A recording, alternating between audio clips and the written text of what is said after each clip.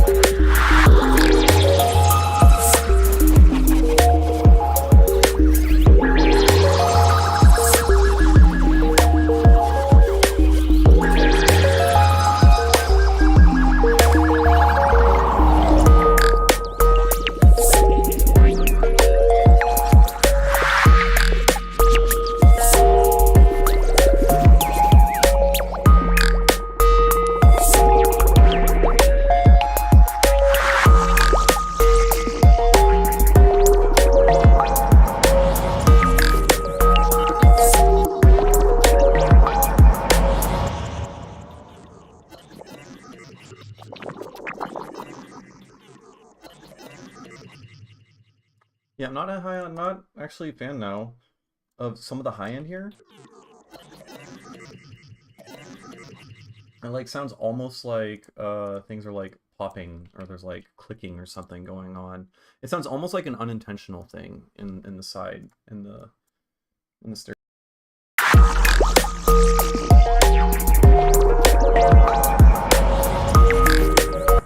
Yeah, it sounds almost like it's clipping. I'm not a fan of that. We could put this maybe on left right mode, and then maybe I could just like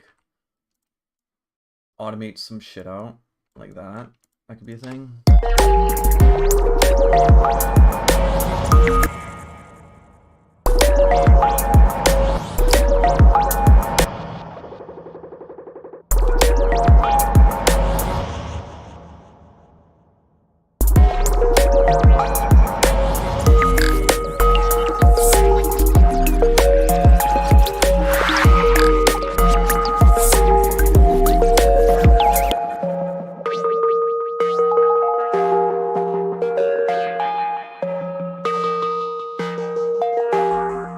Also, something I noticed is that when the drop hits, I'm not like, I don't know, I'm not crazy about the width on this because it sounds.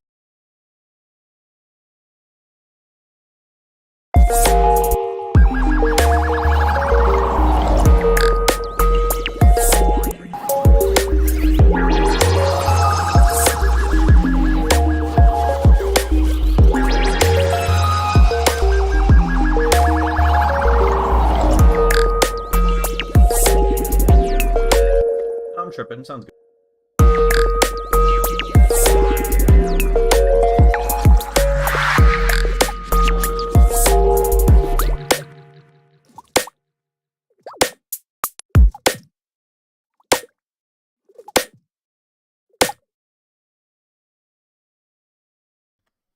I remember I created like a bunch of weird snare layers here, and I want them to stick out a little bit more.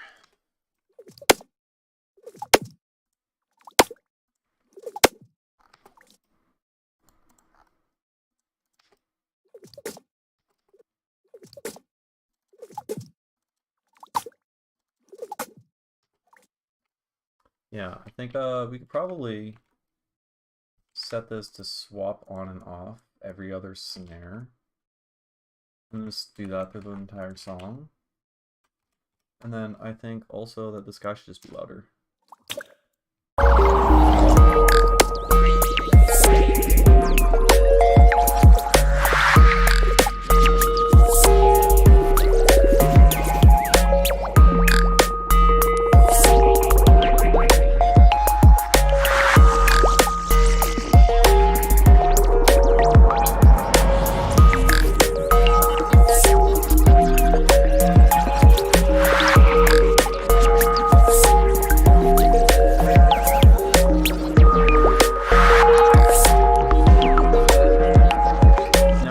One issue with this song, it's definitely a composition issue, is that I have these chords here,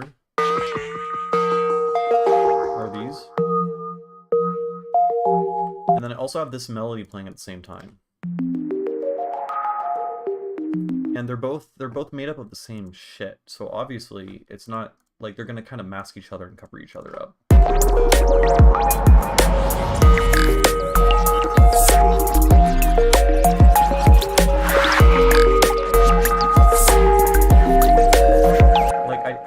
It needs like almost just like one slightly different thing done to it just so that it sticks out a little bit more. Maybe maybe I just warp it, honestly. I could also.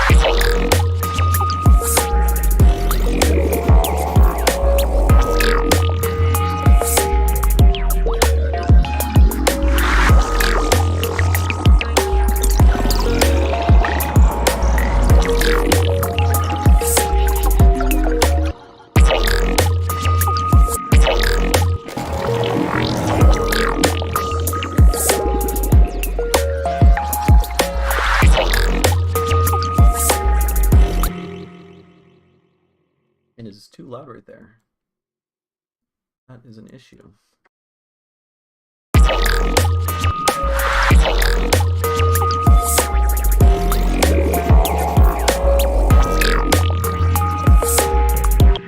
Thanks. Yeah, I'm pretty stoked on this one, honestly. I don't know, it's a bop. It goes all the way through.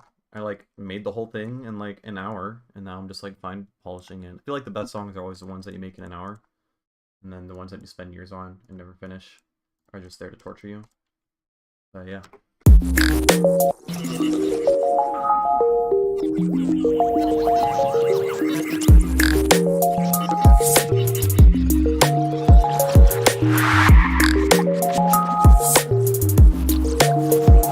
So I can't make up my mind really on the snare. I feel like it's a little bit too bright, but I'm not too certain about that. You should let me know what you think about it.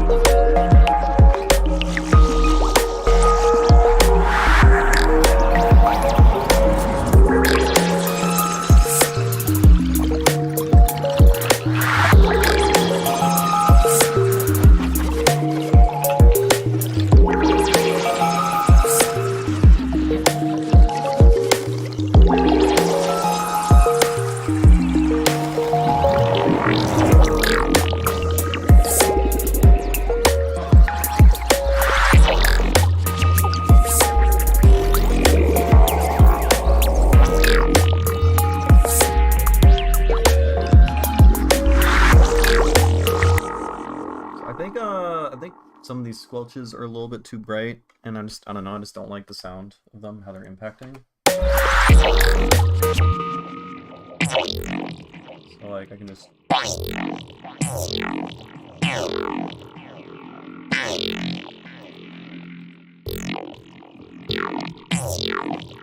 why does it always sound the same? I should be changing more, I think.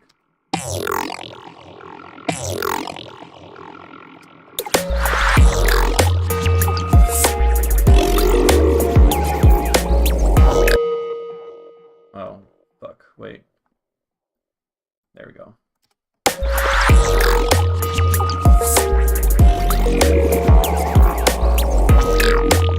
Oh, what if I need to figure out how to do this well. There's a lot of producers that do this big, like, reverb swelling thing. Like, there's a fucking...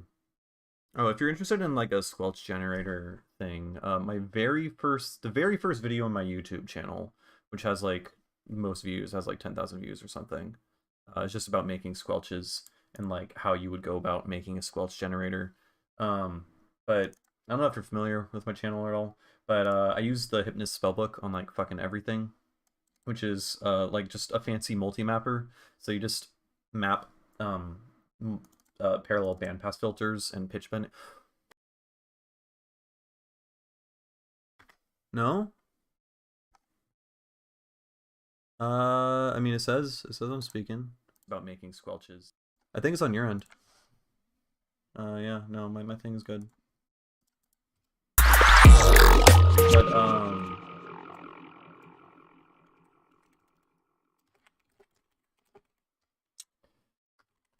good for me. Okay, yeah, the spellbook is fucking tight. I use it on literally everything.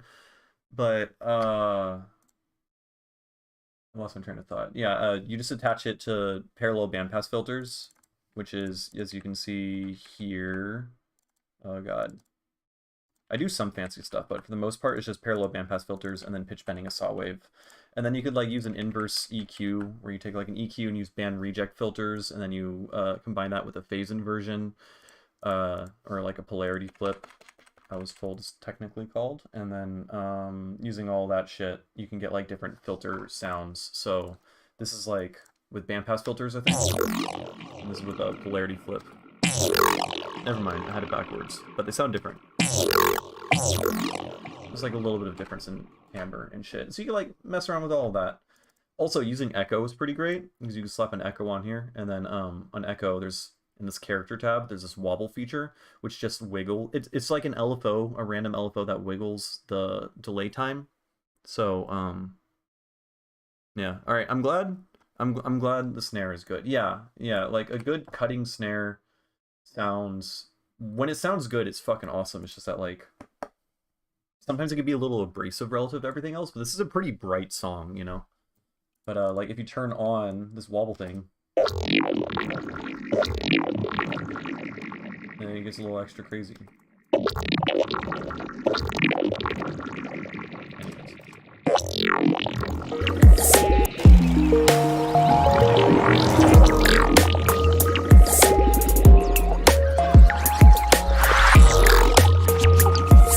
Okay, so yeah, this thing here, I need to figure out, I think Eos does this a lot. I mean, Tipper definitely did it a lot on his Insolito album, where just like big reverb swell thing, where the sound sounds almost like it gets pulsed.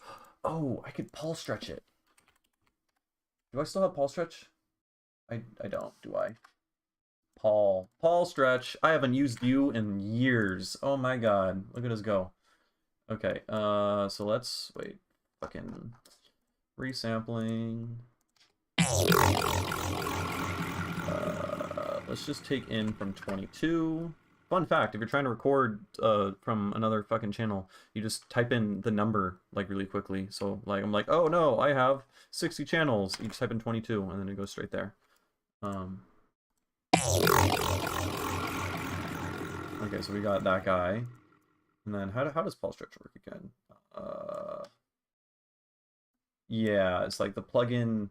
I have to drag the audio file in here. Oh, do I have to? might have to turn it into like record this as a sample, because like, yeah, if I take whatever this, whatever that is, yeah. Okay.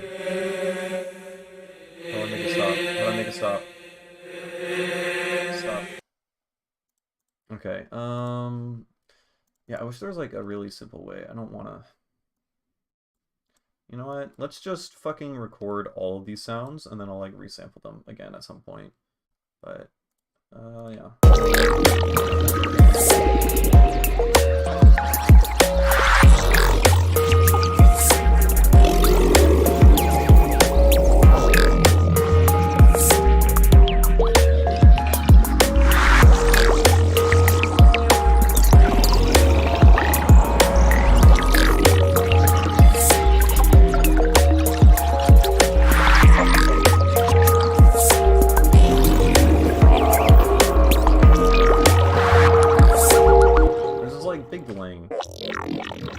That I don't like. Where's the delaying coming from?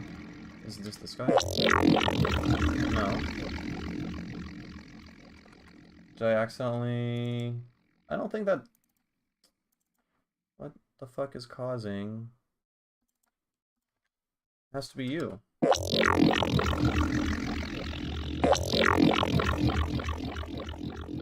I'm so confused. Oh, I put the Valhalla Supermassive at the end. That's a delay, right? Okay, I fucked everything. Let's do it again.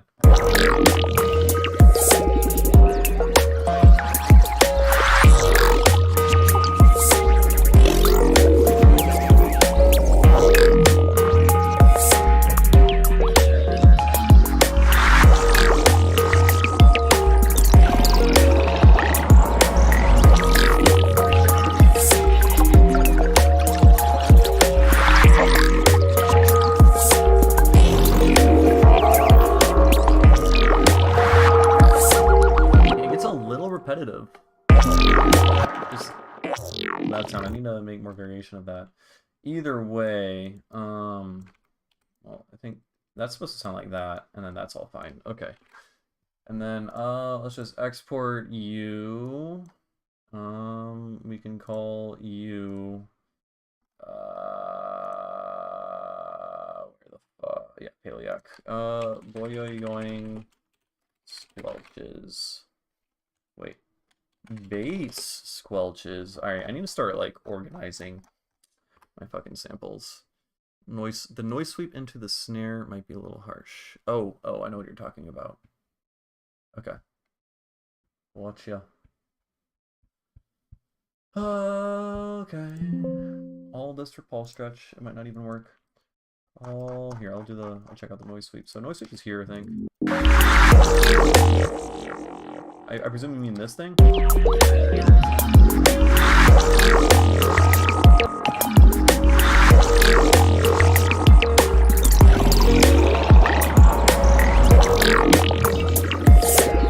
Yeah, probably that. Yeah. Okay, Paul. Plugins, Paul stretch. Okay. You know, you don't hear a good Paul stretch nowadays. It just doesn't happen. Like, the only time you hear it is, like, if you want to listen to some song slowed down by, like, 200% to see what that's like. Okay, what did I call it? Bass squelches? Something? Yeah. I need to stop rendering MP3s and WAV files when I fucking do this.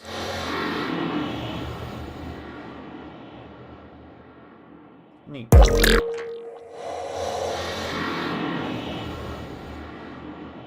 Oh, what do I do? Just exit in.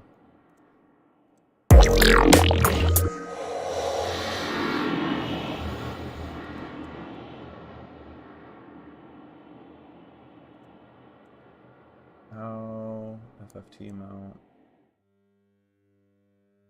Why isn't anything happening? Hello? Can you play? Loop? Pause? Capture?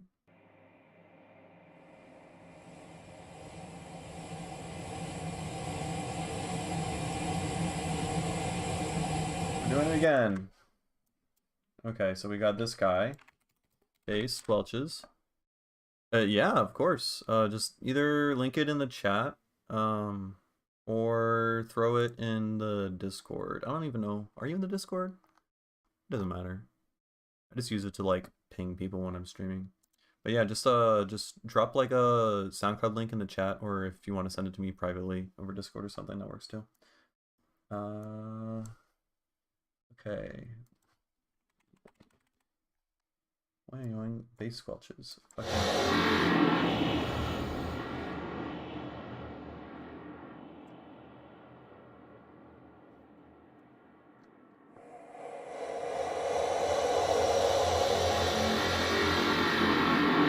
Okay, it's not recording. I see.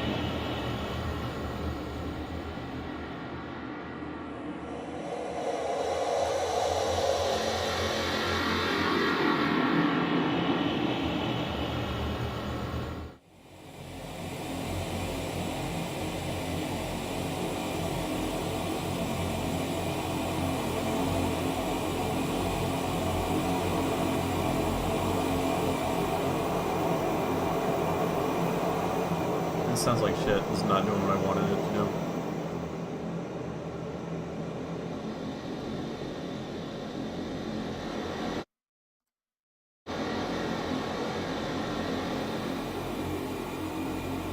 I remember this being like way easier to use. You just throw it in there, you change the stretch amount, and then immediately it just starts stretching and sounding fucking super cool. I have to like press rebuffer. None.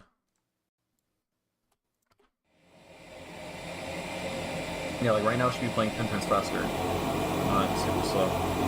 Well, Pulse Stretch is sucking. But we could still use some of this for like a reverse swell or some shit.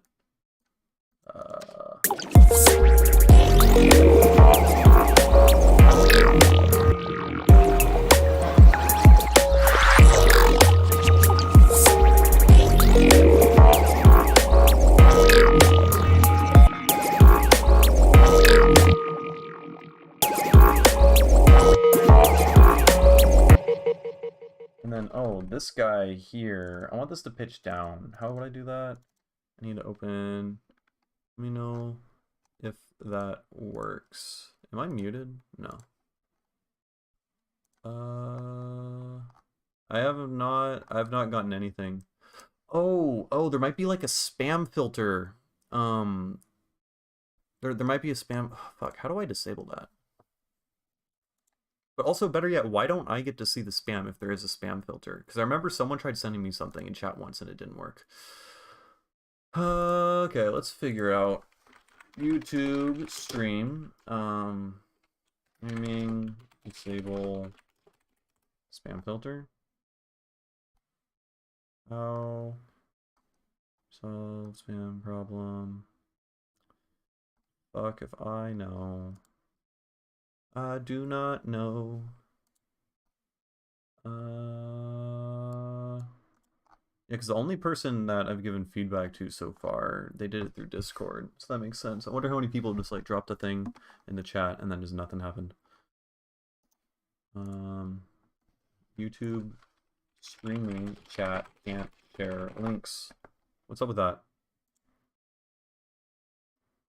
Yeah, I know it flags it as spam. Does YouTube just suck in this regard? How to add links on YouTube? Alright, we're gonna watch a YouTube video. Not going LOL was asking me up till ampersand step 1, right? Then you have to remove up till ampersand. Step 2. See, you can see the example, boom, like that. Okay. All right. Try just sending well, okay, it's a URL. I mean, it's like a SoundCloud URL. So how's that gonna work? But yeah, you can also just send it to me in SoundCloud messages. Okay, well, I guess here, I'm gonna change my video description. You can post to MP3 or a SoundCloud URL in the feedback channel on my Discord server, and then let me know in stream chat. Yeah, that works. Cool. And then I could, you know, convince more people to join my Discord. So that's the secret. Okay. Ayo, Ebog. Wait, who's the other guy? Wog something? Are you and Wog a duo? Or Wob, not Wog. Ebog and Wob? Or it's Wob and someone else. Anyways, nice to see you again, Ebog. Okay, how the fuck? I have too much shit open right now. Yeah, I'm down. No problem. In the meantime, while I wait for... Oh, there we go. I got a message from Hoopla. Down-tempo banger. Okay. Alright. I'm ready for a banger. Yeah, I'm gonna listen a little bit.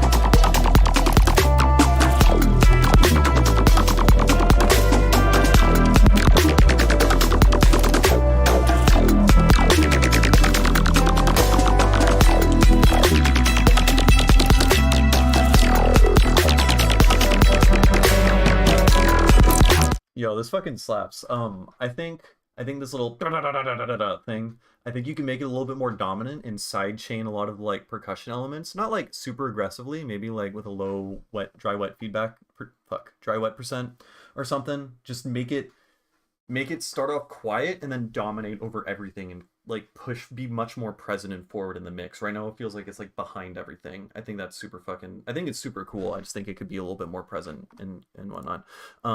And also, some of the snares are like buried. I think maybe it's like a limiter thing or something. I mean, I'm sure you'll address that before you ever like release this or whatever. But I think like the very second snare was like much more muted.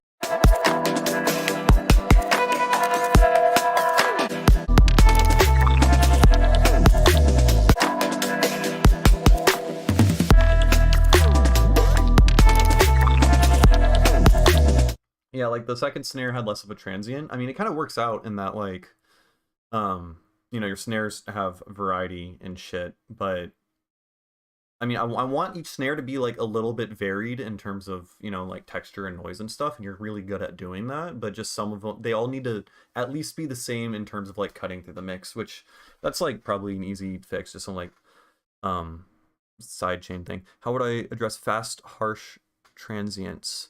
With the snare, with the da da da da da sound, maybe. I've been using Stab a lot lately, ST4B, which is a multi-band transient shaper. Though, if you feel like spending money, I've been looking into Spiff. I haven't bought it yet, but it's like $200 something. It's like it's by Oak Sound, same people who did Soothe, and it's like a Soothe but transient shaper thing. Which sounds fucking awesome, and I feel like you would get like so much more control. So I'm probably gonna buy that at some point. Sounds neat. I feel like that could address whatever. But if you want to spend less money, or if you have Stab, that could probably work pretty well. With that and some perks here. Let me listen a little bit more.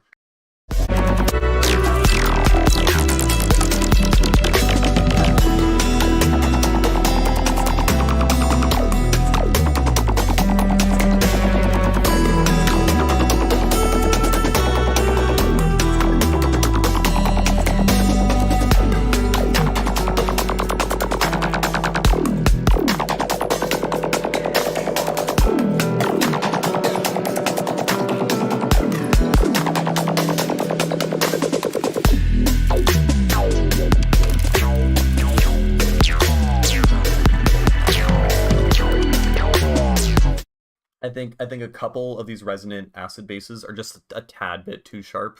Just a little bit. I'll just EQ out that like a couple dB and around 2K.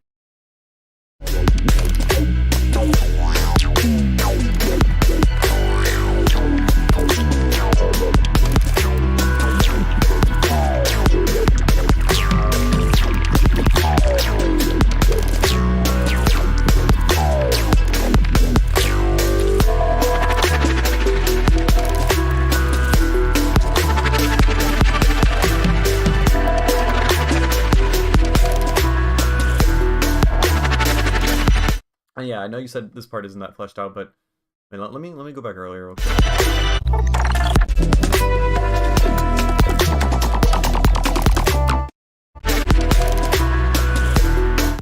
Yeah, maybe because there's like less shit going on, but the kicks feel really like barren or like dry almost in this section. I think that's just because it's just lacking some like elements and stuff. But this is fucking sick. The da da da da da da thing is fucking awesome. It is indeed a down tempo banger. You have fulfilled your expectations.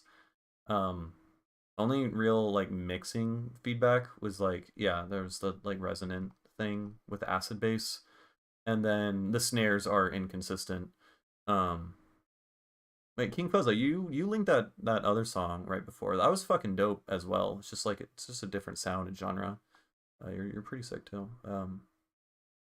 And then oh, and I feel like I mean the making that da da da da da da thing like more present and forward in the mix is definitely like I guess more of a creative thing, not necessarily like objective feedback, but I think that could be really cool. At least for when you first bring it in. There's like this later middle section where it starts like blending more with like the melodic elements in the background, and then it becomes I don't know, it's less banger-ish and more like hypnotic in how it starts blending with everything. Then you can like have it go back in the background. But like when it's first like comes in and is like super intense, then I feel like more aggressive side chaining and I don't know, lowering other shit. But the drums and percussion all sound good to me. I mean I'm listening on barefoots and it sounded fucking fine. I didn't think there's any issue with like transients or whatever. Um yeah. But yeah, I don't have Spiff. I haven't tried it out yet, but I hear it's good. I hear it's like a little bit more. You don't use it as often as you would use Soothe. Like it's a little bit less versatile, but I think when it comes down to when you would use it, it would be perfect. Similar to how Soothe is like fucking perfect for when you need to use it. So yeah, good song. That's fucking dope. All right, let's listen to King Fuzza again. Oh God, Jesus Christ. You hear that? She just fucking screamed in my face. Alright. Okay, alright. Moss Keeper. Let's go. Track was not found. You need to link the secret URL thing. You gotta click on the little copy button at the bottom. Classic blunder. What's up, Frequency Machine? How you doing? Hope you guys saw my cat like scream at my face. I hope that was visible. She is in my lap right now, being a cutie. Yeah. Oh, there she was. Okay. Well. Yeah. All right. Until King Fuzza sends a better link, I'm just gonna work on this a little bit more.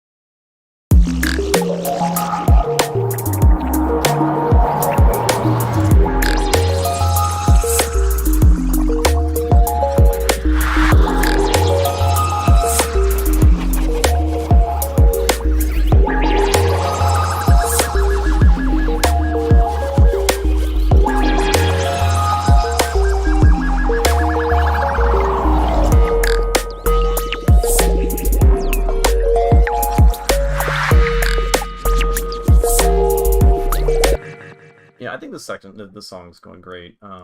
Every time I come back to it, it's just like a slightest little subtle tweak. I need to work more on this bass section here. All right, Moss Keeper. Let's see what we got.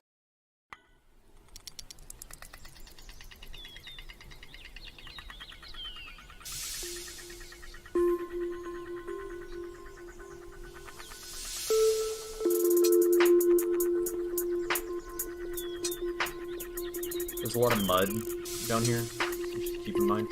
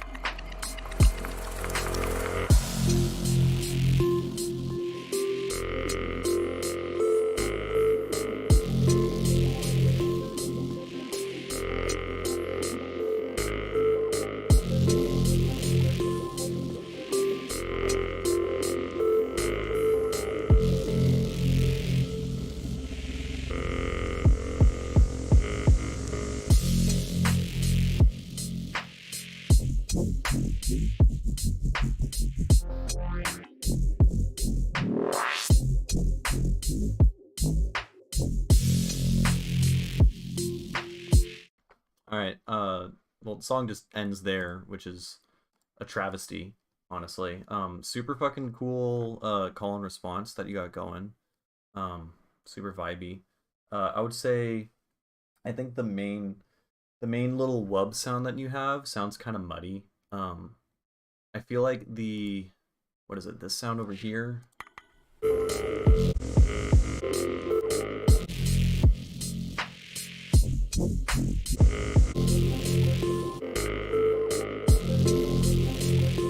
That guy there is like pretty harmonically rich and dense, whereas the little whoa, whoa, whoa sounds, I don't know, just much more muddy. I would try maybe like bringing in a few more harmonics over there. Maybe layering the harmonically rich sounding thing, because that thing sounds great. And then using that with maybe the same like auto filter automation or however you're making the wubs on that. Yeah, like Hoopla said, a dedicated sub sound good. Also, the snare or clap, it's pretty quiet and also doesn't have much of a transient, so I would try using a compressor on it with a high attack and use that to shape the transient a little bit more. And then just like boost the volume a little bit. I mean, the song's also not, it isn't mastered, and I'm definitely used to listening to things with at least like a limiter slapped on it.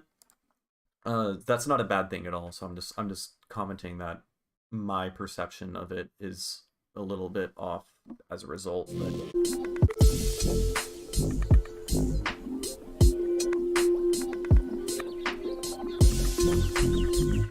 yeah, I think a dedicated sub, and then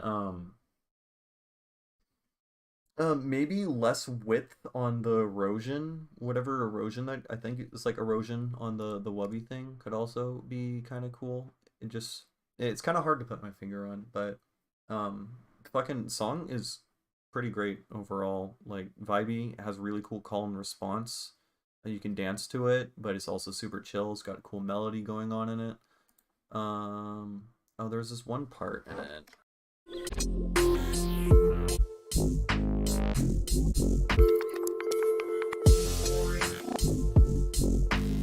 I can't remember, but there's a part where there's like a vocal sample of someone singing like Indian classical music singing or whatever with a little vibrato, and I think it sounded out of tune.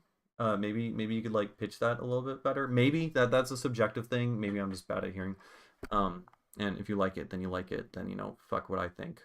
Uh, and yeah, no, it sounds good. Um, yeah, yeah, no, I dig it for sure.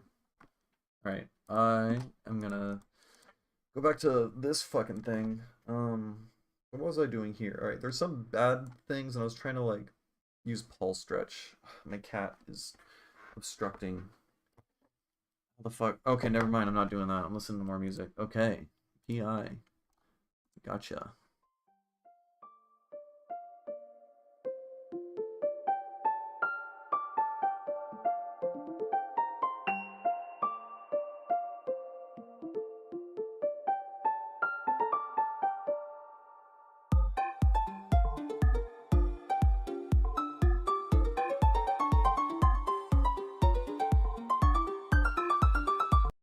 I presume this is microtonal.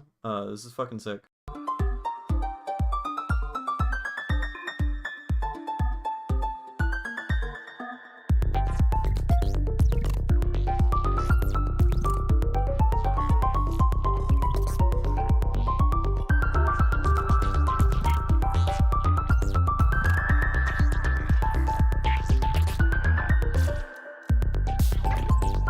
I think some of these piano things get a little bit like congested over here and blurry. I would try like lowering the volume a little bit or reducing the reverb there.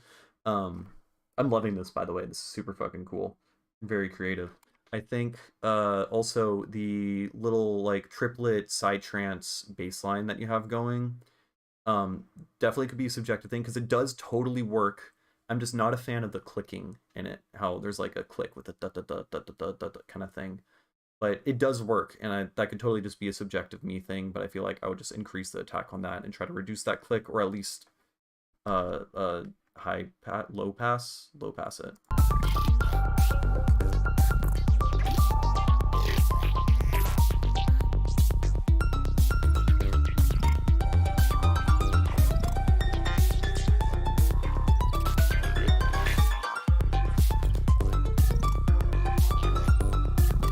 So honestly, oh fuck, honestly, the clicking does actually sound kind of good here.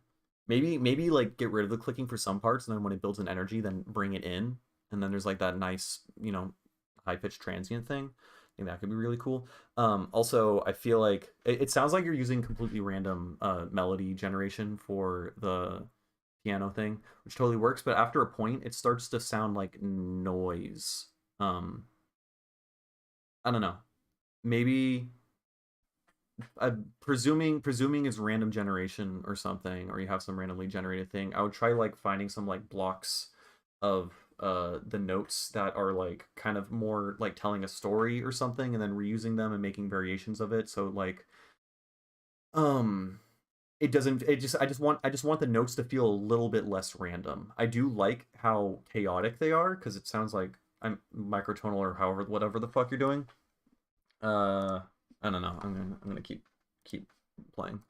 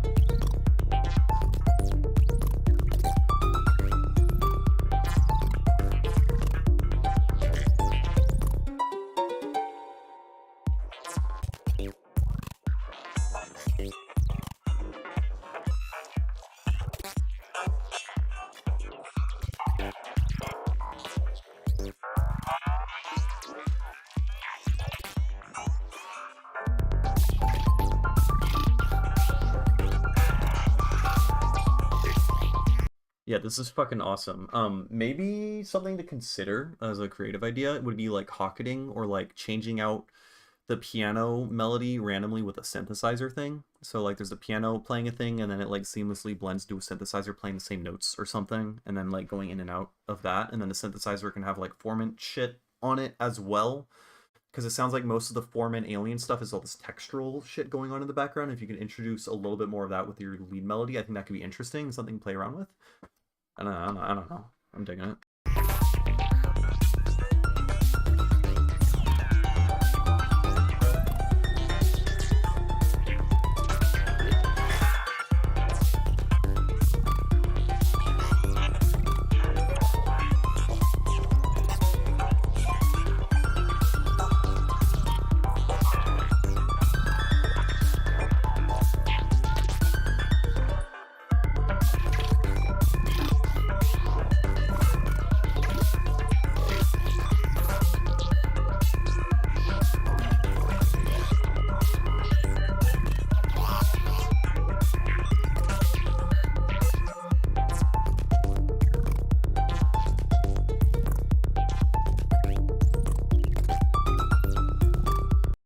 Yeah, I think the snare sounds. I think the snare works as it is, but it could totally sound better with a transient layer. I would definitely consider that, or at least try that out. Yeah.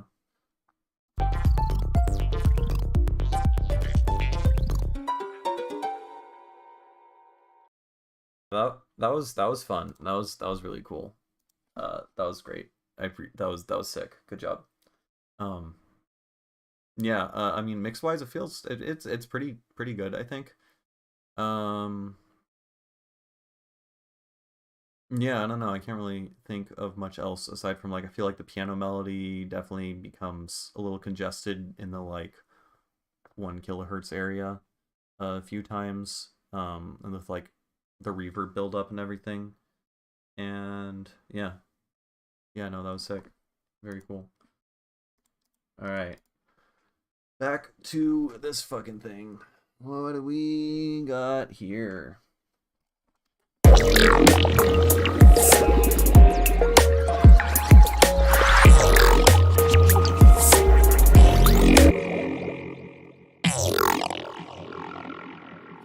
I feel like maybe we can do. Okay, this. All right, cat, you need to move. I'm sorry. I feel like we could do some cool, just fucking good old classic high feedback thing. So we can just take in from here. And also, PI, was that microtonal? And if so, what was the tuning system? Or were you just like playing chromatic keys and just fucking around? Because, I mean, I keep talking about microtonal shit, but I don't know how to actually, like, I don't have a trained ear, you know?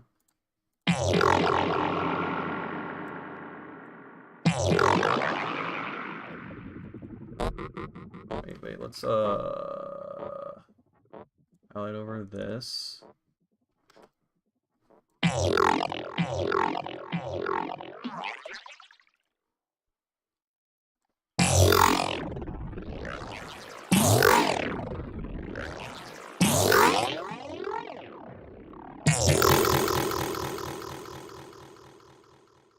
I don't know, some shit like that. There's probably something usable in there already.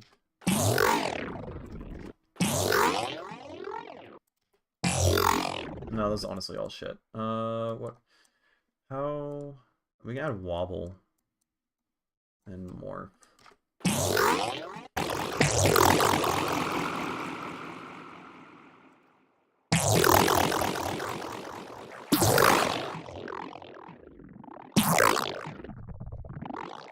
What is the other? Oh, it's this fucker as well. Okay, gotcha. I'm just like, oh, I hear quirky piano notes. It's got to be microtonal. Yeah. What the fuck am I doing?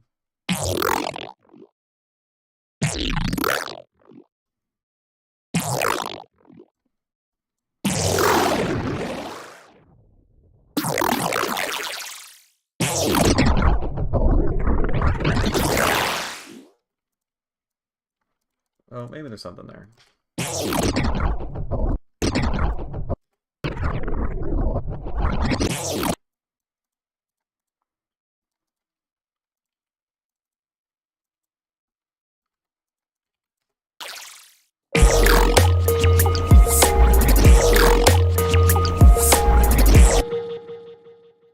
How do you work?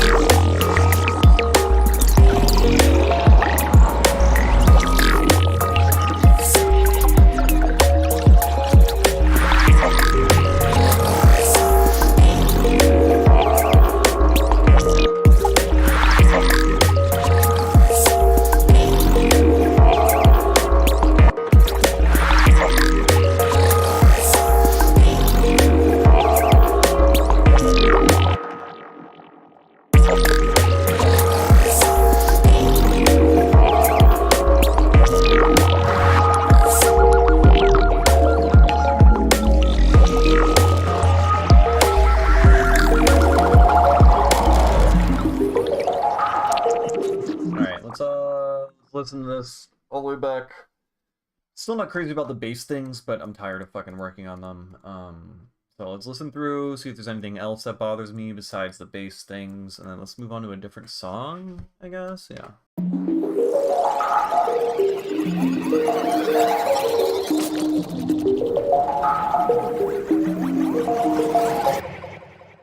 The beta? No, I've not. Yeah, no, I haven't. I honestly have not looked much into it at all, aside from I've seen a couple of videos on the like generative MIDI stuff, which does seem pretty cool. But other than that, no. Probably not gonna get it for a bit once it comes out, unless like I see something really game changing that I really want. Yeah, I don't know. I can't even remember what was the reason why I got Ableton 11. Oh, I was collaborating with someone and they had 11, and I was like, all right, maybe it's about time I get it. I hadn't used it in like a year and a half or something. But yeah, no, I've not tried it yet.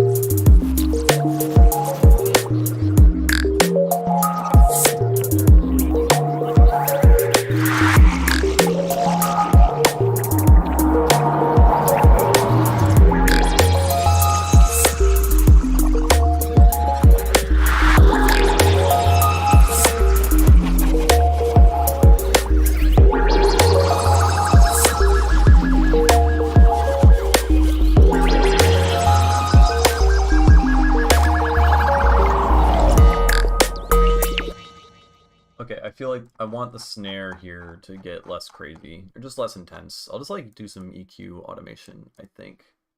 Oh, whoa. Got tinnitus in my ear. Not tinnitus. You know the thing where your ear goes completely deaf for a second and then you just hear ringing?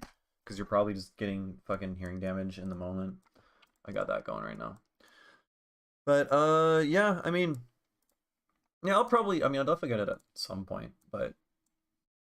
No, I need to actually like look more into what it has, because I'm just like casting judgment. I'm like, I don't want to change anything without really knowing anything. So I'll take another look at it.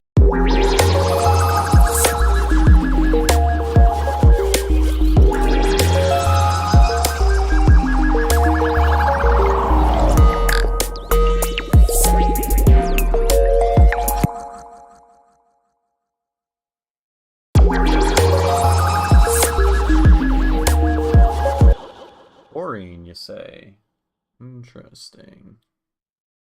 That's the shit in like Red Bull, right? Yeah. Yeah, I don't know. I know for a while I was having severe issues with like my eardrum felt like it was blocked like 24/7, you know, like when you're like changing elevation or whatever, and there's like I guess it means there's like a bunch of mucus and shit blocked up on my ear.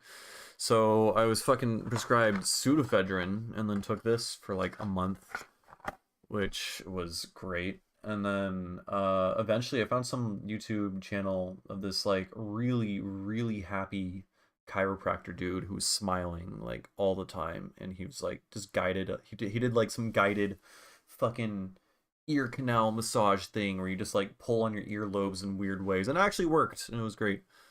So really, no fucking way, because my tinnitus is getting like worse by the day, and it is frightening me. Okay. Okay, that's huge. I'll look into that. Thank you. I did discover actually I know there's been some studies with tinnitus for like you listen to something that plays similar high pitch frequencies that like fills in those gaps or whatever, and then it's like a psychoacoustic phenomenon, and then you can use that to like treat it. And then someone in the fucking tinnitus subreddit, because it's great to read about the ailment that only causes you psychological distress when you think about it. He posted a thing where he actually like made an audio file for like you listen to it and then it cures your tinnitus, and it actually works for like 5 minutes afterwards. Sounds like this. Oh, my cat just flipped the fuck out. That just scared the shit out of him. Okay. um. Anyways, you listen to that, and it's a really fun song to listen to, and then your tinnitus goes away for like 5 minutes, which is cool. There's also the thing that you probably know about, where like you put your hand like behind your head, and then you like snap your finger against the back of your head like this, so you like cover your ears, and then you snap the back of your skull, and then doing that like relieves tinnitus for like a couple minutes. So those are always good to know. But really, the only like thing that fixes it is just not thinking about it. So yeah, yeah, they do be. Yeah, it's weird though. Like fucking, I'll like play. So one of my cats is terrified of the piano for some reason. I don't know. Maybe there's some like ultrasonic frequencies or something that are scaring the shit out of it. But uh, my mom plays the piano, like every night, and then whenever she does, my cat comes into my room and then hides in here. So like when she jumped in my lap earlier, it's because my mom was playing piano, and terrified of that. But then I'll have like a fucking subwoofer, and like my entire room is like vibrating and shaking with bass, and I'm playing crazy high pitched alien sounds, and she doesn't give a shit. So it's weird. Oh yeah, excision. That'll do it. I've had tinnitus as long as I remember. I remember like being in a car when I was like 3 or 4, and then like I was left in the car alone for like 2 minutes, and I was just like, oh huh, it was completely silent. Car was off, and I was like, oh okay, so silence sounds like ringing. That's interesting. I didn't know that. Yeah, I luckily I was smart and started wearing earplugs after like my second rave that I went to when I was 18. But when I worked at Domino's, I used to work at Domino's at a pizza place, and fucking I would listen I would listen to like hardstyle and gabber and techno and just rave music in general in one ear with earbuds, and would just blasting it to like just super fucking loudly to hear it over all the machinery and shit. And I would just make pizzas for like 8 hours a day while just blasting fucking techno in my ears. And so this ear is fucked. It's like so annoying. It's not even that fucked, honestly, compared to like what other people have, because generally I'm pretty mindful about my ears. But I have like a fucking, I don't know, I've like gone through, I haven't actually gone to an audiologist, but I have something like, I have like a dip like that or something in one ear, and then the other ear's like some shit like that. Like if I do something like this, then my ears are like even pretty much. But otherwise, when I listen to music, the snare is fucking like all the way to the left, and it drives me crazy. And then my Bluetooth headphones I take when I commute to work, they're imbalanced in that the left side is way louder than the right side. So in conjunction, my hearing damage and the headphones, everything is just like slammed to the left. So I just wear the headphones backwards, and then everything evens out, which works out. So yeah, but I want to figure out it'd be really cool if I could figure out how to apply my own custom EQ to only my headphone output. So if I can correct, well, one, I could do that to correct the frequency response of the headphone, because head every speaker and headphone is kind of imperfect, and you can make them better by applying an EQ to it.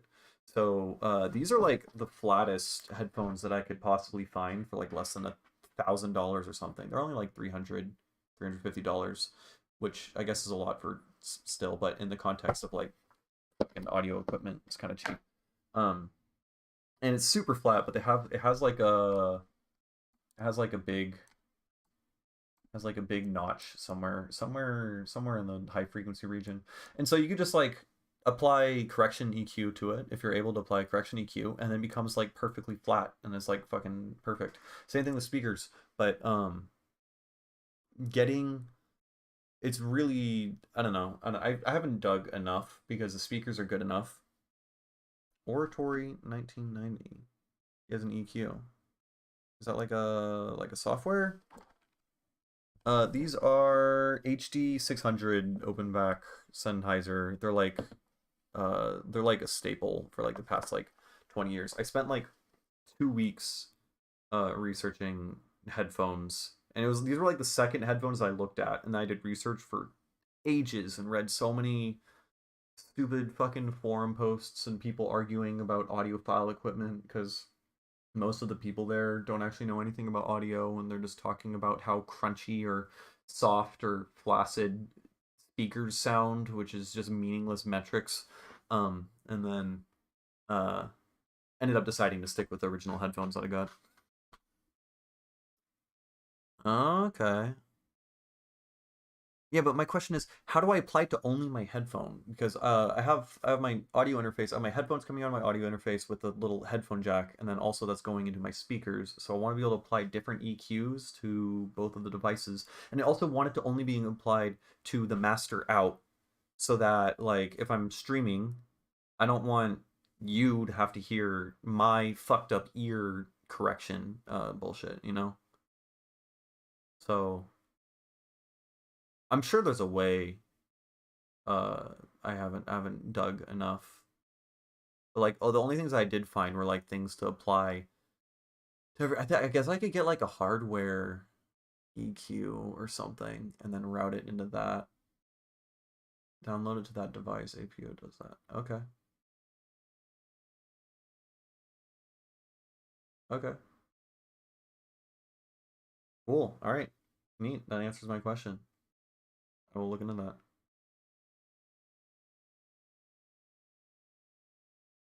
Okay. Cause but my output device is just an interface, you know? So like does it apply to the whole interface? How how does it differentiate? I don't know. I don't fully understand. But on a totally unrelated note, SonarWorks makes. Oh, I remember reading something about that. It's like a physical thing. I think it's expensive, but yeah, there are definitely solutions out there, and I need to research. Um, in a completely unrelated note, I've gotten obsessed recently with FM and broadband radio. I think that shit, I don't know, it's kind of interesting. And fucking weird fucking broadcasts and number channels. So I basically, here, let me, oh, my cat is biting me. That's cool. Here, let's open this guy. But essentially, I've had fun just listening. Yeah, I just have a fucking Scarlett 2i2 thing, but I've been making monies now because I got a job, which is cool. So I've been spending a lot on upgrading shit. So, but ultimately, like the stuff is already super flat and works well enough. And then also, if I start applying, for instance, if I sort of, oh Jesus Christ, oh I hate the vinyl effect, how it like fucking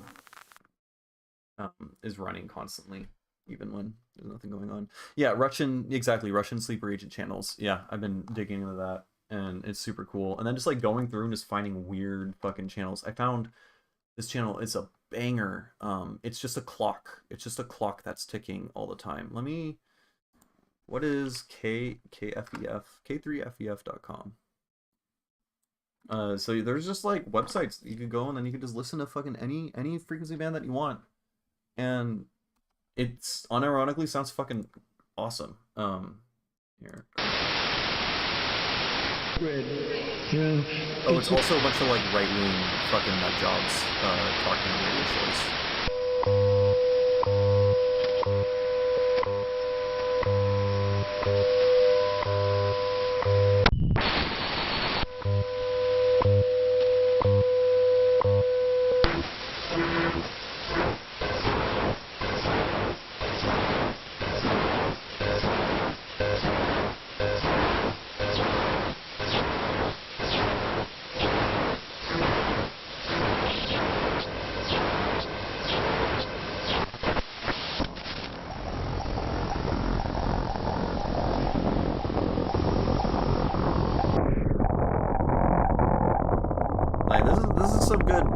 This is good sound design right here. This is good noise music, honestly. Like this is how you make harsh noise.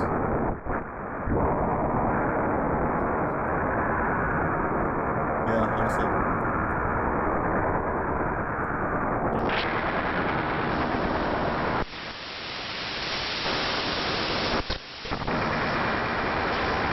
Why is that same like sound is coming from multiple different channels.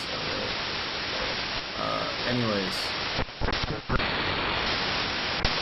Now it's just that one little thing there. I'm gonna find the one he's talking about. And then if you like get like a channel that, like, if you don't listen to exactly the right frequency, then it sounds like super mangled and fucked up.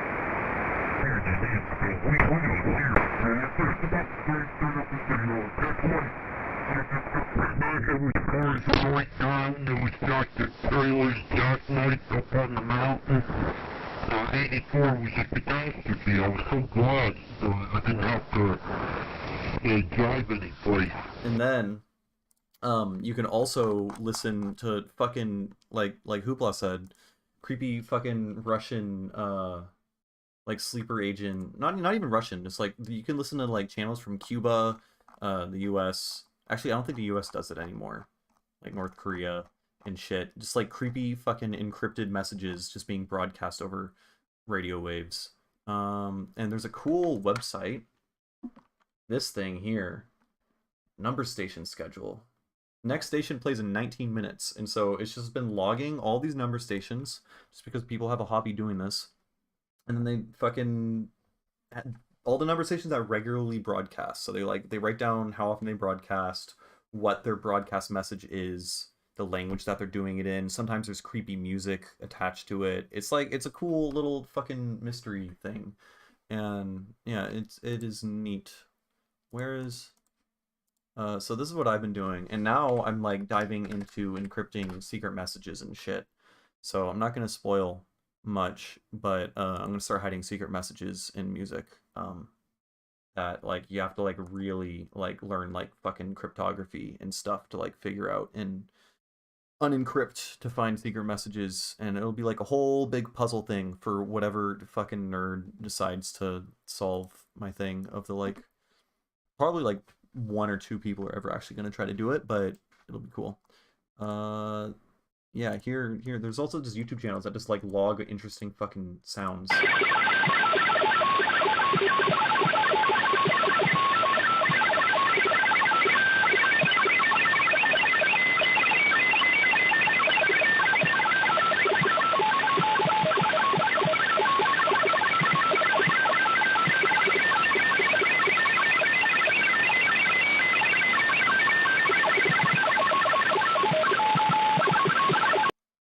And then, you know, I commented banger because it's a fucking banger.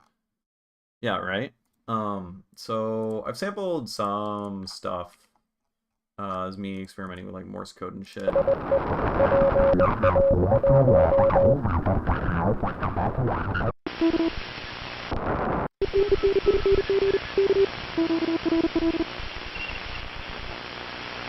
Yeah, removing the noise would be... I mean, there's ways... So literally at my job right now, I just did a bunch of research on Kalman filters, which Kalman filter is just like, it's a fancy way to do noise filtering, and I wonder if it would work for broadband noise. Because I know you can apply it for audio. Right now, I'm supposed to be applying it for like head tracking. So essentially, it's a cool little thing. So like if you're like using like a web camera or something and you're trying to like record the position of something, there's going to be some noise attached for like, it's like used often in robotics. They're like, okay, I think I'm located at this position, and they think they're located in a cloud of positions. And like, how do you get more accurate, right? So it predicts it's in some state, and then you actually measure it, or you take the actual measurement and then you take the prediction, and you inject noise over whatever it measures, and then by using that noise that you inject over it, you can get a more accurate state, and then recursively apply this over and over and over again. I didn't explain that very well, but essentially you end up using Gaussian noise, or just like completely uniformly random noise concentrated near some spot, with your prediction, and then using that with a simple algorithm, you can end up like refining, making that better. And now I wonder if you can use that to denoisify fucking broadband radio stuff. Only issue really is there's nothing above like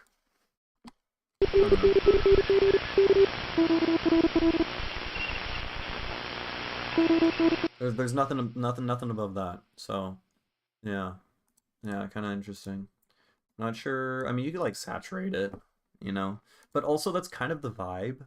If it was like all the way through the frequency spectrum, that would be weird.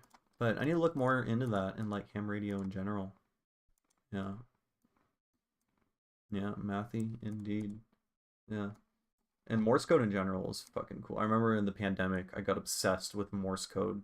It's pretty funny. So I get like weirdly fixated on random shit all the time. And I needed to learn how to code because I just graduated with a math degree and I didn't know how to program at all. So, unscented Kalman filter. Okay. So I didn't know how to program at all and I needed to learn. So I got this book and it was called like Code. And in the first 2 pages, it was like Morse code is a type of code that can send information, blah blah blah. That's all that code really is. And I was like, whoa, Morse code is cool. And I put the book down, didn't learn how to program at all, and then just started learning Morse code for like a month, 2 months straight, just practicing every day and trying to like get good at it. Because it would be cool to have like a Morse code paddle. This is an idea that'll probably never ever happen, but like, so Morse code. Here, fastest. Let's just find some old dude doing Morse code.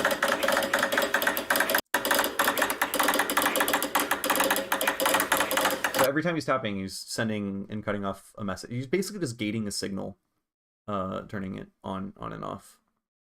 Information theory. Yeah. Wait, is information theory that's related to like cryptography and shit, right? I think.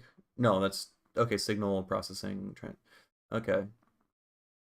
Yeah, I definitely want to learn way more in general about signal processing, like as a whole. Like, I can totally see myself getting way more into ham radio.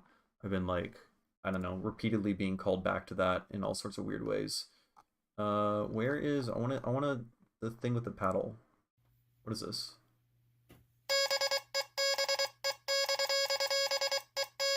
So this is how you send Morse code messages, right? And imagine that, but then like you have to like fucking squelchy alien sounds, and then you're just gating it with that, and then you can like in a live set, you know, instead of like scratching or what have you, you have a fucking Morse code paddle, and then you could send out encrypted hidden messages to your audience that no one's gonna understand except for some fucking 80-year-old in the back who learned Morse code in the Navy. That's the dream. That's the fucking dream right there. I'm gonna do it. Yeah. There's dank DSP courses online free. Yeah, I need to learn more fucking DSP in general. It's constantly coming up. I actually spent like, oh, I deleted all of it. If you look at there's a first version of the stream and then I canceled it, but I was working on a max MSP patch to do like linear predictive encoding. I'm trying to make a formant tracker. Essentially fucking tracking formants is really difficult. Like, imagine if just you're speaking and then it's like, oh, there's a formant at 2 kilohertz and there's a formant at 1.5 and a formant at 4 kilohertz, and that makes the O sound. Wow.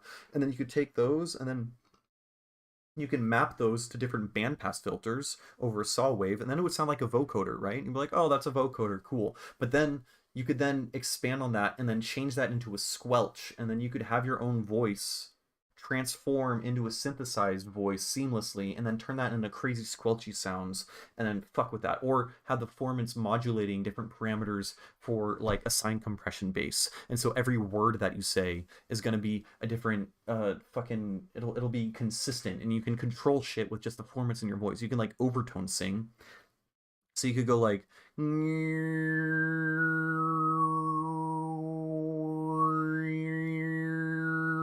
and instead of fucking overtone singing, you're like playing a synthesizer in some weird way or twisting knobs or something. That could be super cool. And I know I feel like it's doable, but it's not in Max MSP. I don't think it's possible in Max MSP, at least with like what I have right now. I'd have to like write like an external plugin in C++ or some shit and then incorporate that with Max and then try to get that to work. But it's a fucking pain in the ass. Or you could use it to make like sine wave speech. So this is also something I want to do on the topic of encrypting fucking secret messages and shit. Sine wave speech. Essentially, you just track formants, and then you throw a sine wave onto each formant, and that's it. You just, with like 3 sine waves, you can entirely replicate speech. So here it is.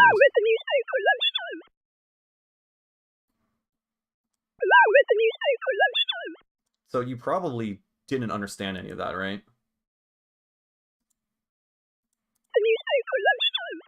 But then once you actually hear the real audio... The man read the newspaper at lunchtime.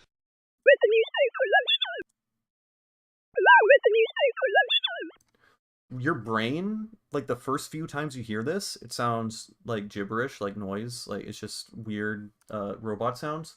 And then eventually you get used to it, and then you understand all of it. Like, I can hear something for the very first time in sine wave speech and then get it. Like, it's like a weird instantaneous learning thing.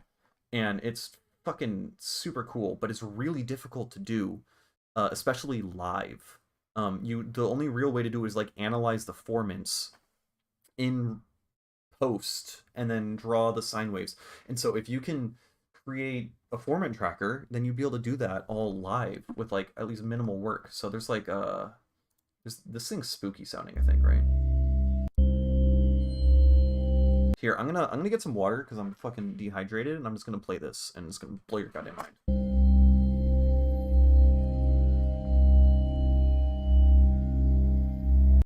Is a or sine wave synthesis by Slack and further raising each track usually in effect Saturn.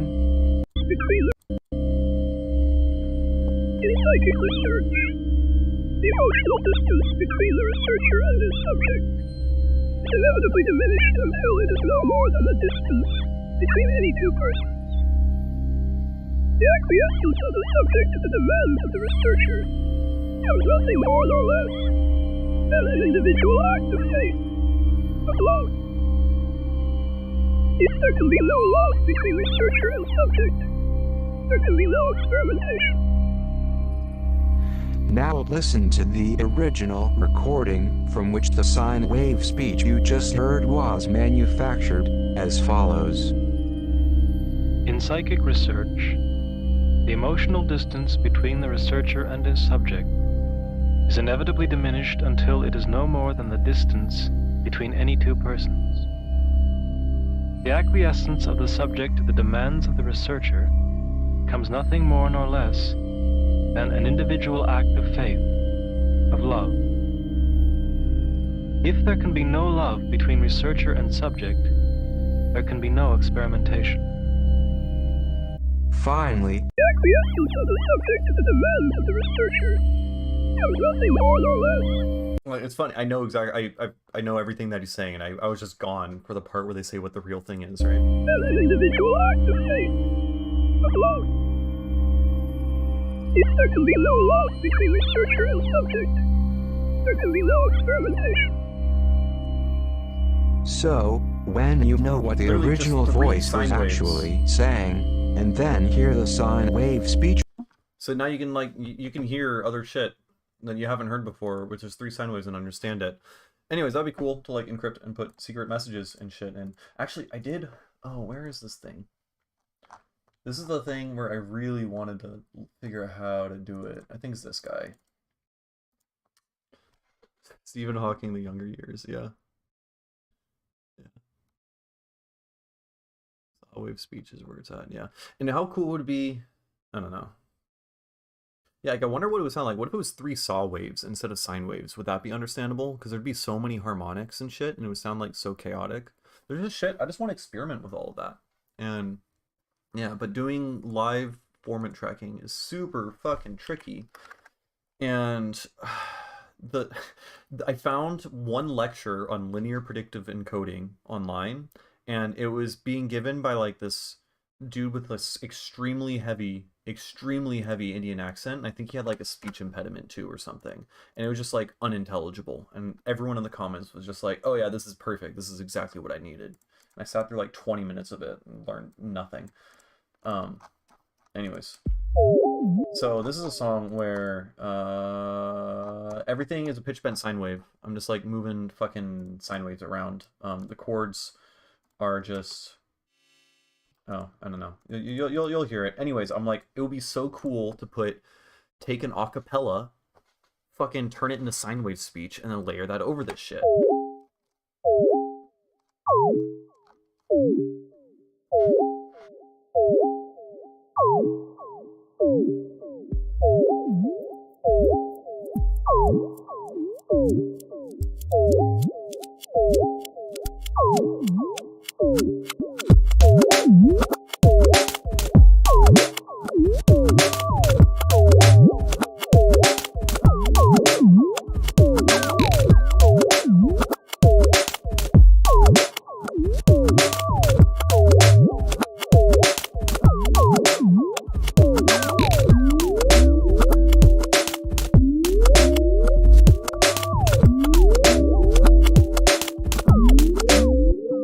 Like, it doesn't sound good, honestly. It doesn't sound that great, but it's interesting for sure. It's kind of groovy, but it sounds scary.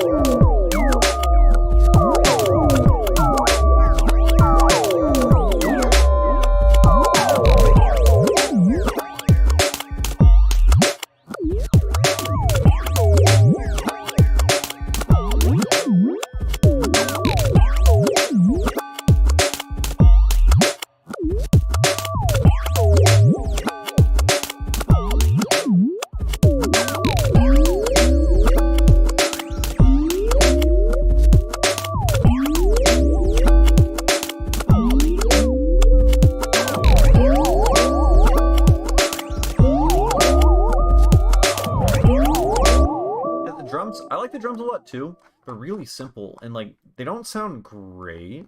They sound like almost like kind of low fidelity, low quality.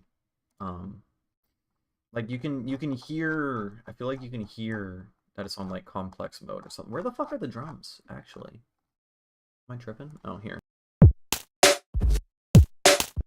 Never mind, you can't. I don't know. Like I don't think it sounds clean, but it really works. It's a vibe, you know? It sounds like fucking like an older like glitch hop, kind of like early 2000s glitch hop era type fucking sound. I don't know what I'm saying. Bring the bell sounding out once more, make it edgier, like it's called the godless ring ding dong. Go on.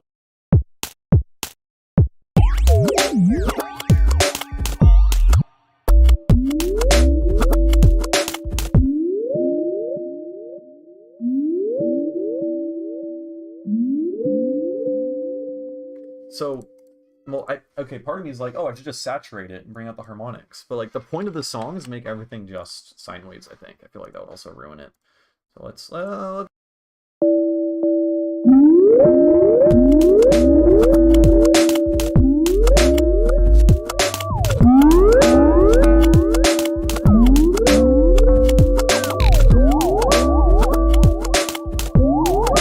That's fucking it. Yeah, that's literally exactly what I was thinking. Yeah.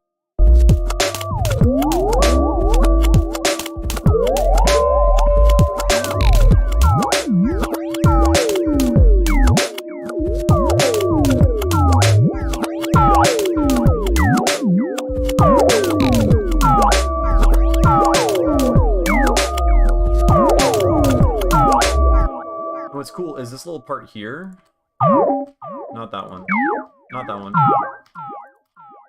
It sounds like someone saying I, but it's just 3 sine waves.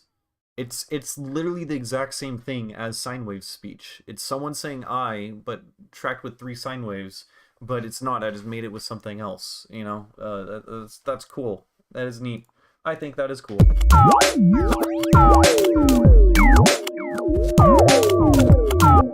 But it's gotta be Snoop Dogg, but rendered only with sine waves, you know? Actually, wait, one of the thing... I made a really... Yeah, sine wave reducer. This is Garbo, but this was an attempt just for me to show that I did try. Here, let's put that on here. Yeah, look at this beautiful UI. Except I can't see anything. Never mind, it doesn't work. Okay, never mind.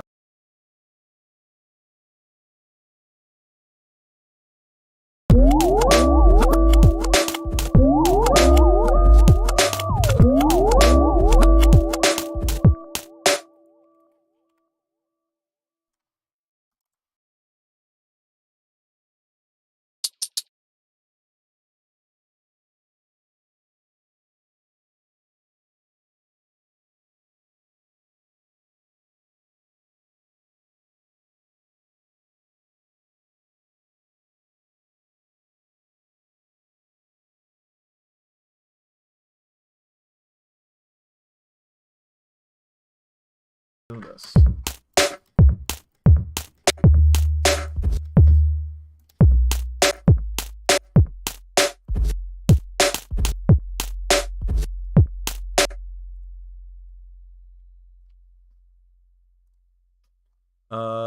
I have a bad habit of muting. Oh, shit. Yeah, I totally. Alright, it's funny. I mute and unmute constantly whenever I'm playing the thing, and I guess at some point I fucked it up, and then I was muted when I was talking, and then unmuted when I was playing the thing. I don't know, I don't think I missed anything important. I just failed to try to show a Maximus P thing I made, which doesn't work. Let me just fucking keep headphones on now. Maybe let's take an envelope follower, and then here, let's set this, yeah, 40. Let's take you and you and you. What is up? And you there, and then you're 44. I don't know, 44 to 300, and then you're gonna be 88 to 600, and then you're gonna be 132 to 900. Cool. So those are all harmonics, right? And then we can boost it like that. Some shit like that. But that's not. Oh, bam, bam, bam.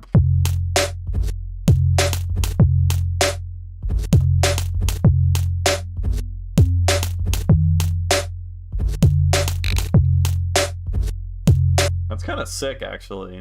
That's pretty fucking. That's cool.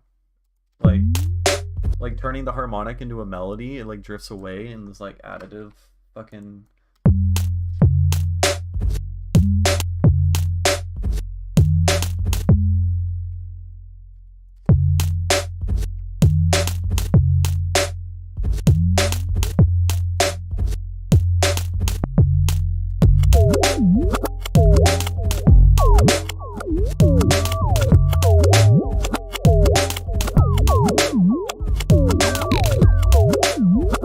Like, I don't know if it quite works here because there's all this other shit going on.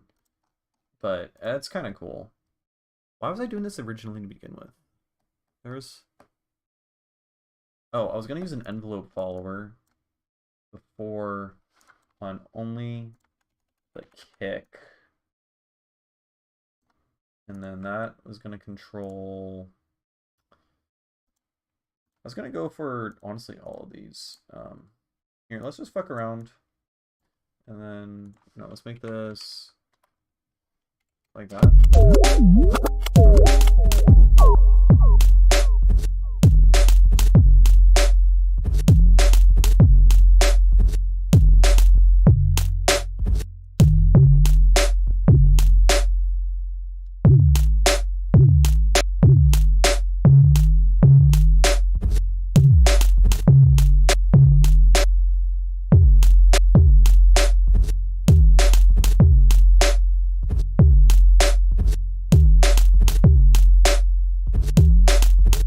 This is like a decent idea, you know, like adding sine waves through like overcranked resonances, and then using it to sweep down over the kick, and then like adding like an extra sign thing. And I mean, it might be a shitty idea because I'm like muddying stuff up and then like adding and combining sine waves together. But I think it sounds kind of cool.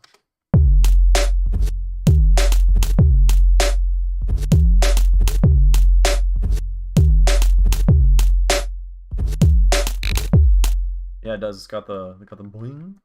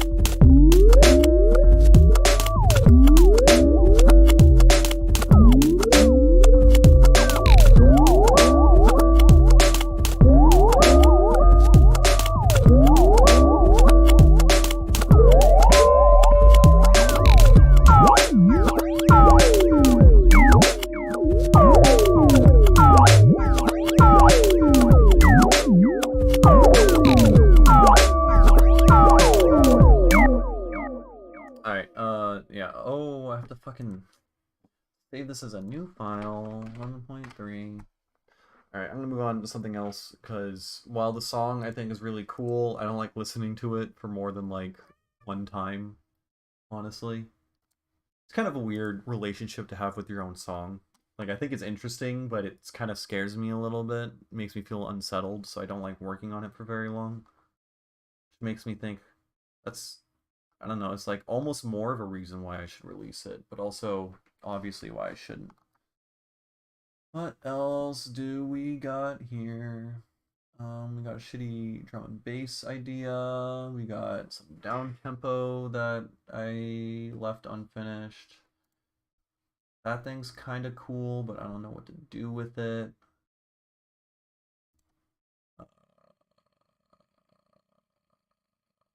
This fucker I can't ever figure out. Let's try this guy again for the 30,000th time. I've probably spent like, I feel like I've spent like a good like 40% of all my streams trying to figure out this one song and then never being able to do it. So that's been fun. But I'm determined, goddammit. Because, like, one half of it is, oh, you want to hear down to... That's probably a good idea, because the song's just going to make me pissed off, and then I'll give up. Yeah. Yeah, you are right. Let's see what else, what other thing I got, though. Let's see. Oh, I do have... Oh, look. Even more of a reason. Ableton crashed. Cool. This guy. Here, this guy's pretty good. Okay, perfect timing. Let's peep it.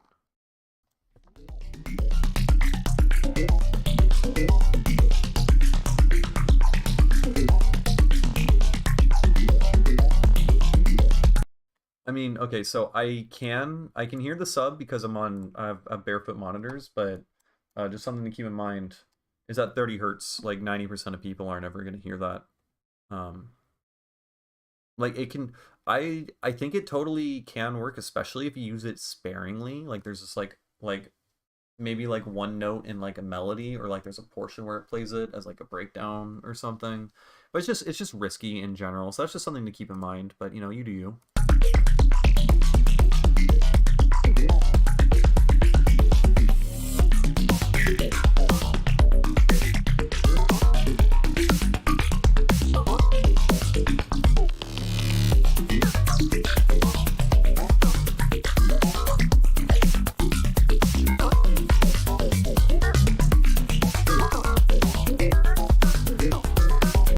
I would just say my only real beef with this. Actually, I'll just play this all the way through.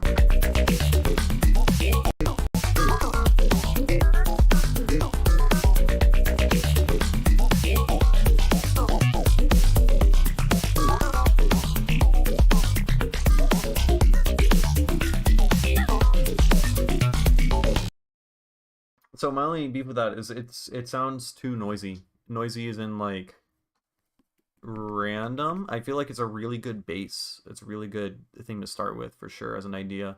But like, I think it needs. I don't know. I mean, it can work as like a middle section for a thing. And just like if you were to hum that song, if that song was to get stuck in someone's head, what part would they be hearing? You know, like none of it, because it's just like all noise. But also that also is a vibe in of itself. You know, like the IDM Hubris kind of sound. So it's cool. I think this needs to be expanded on, really. Yeah, it's just a snippet of an idea.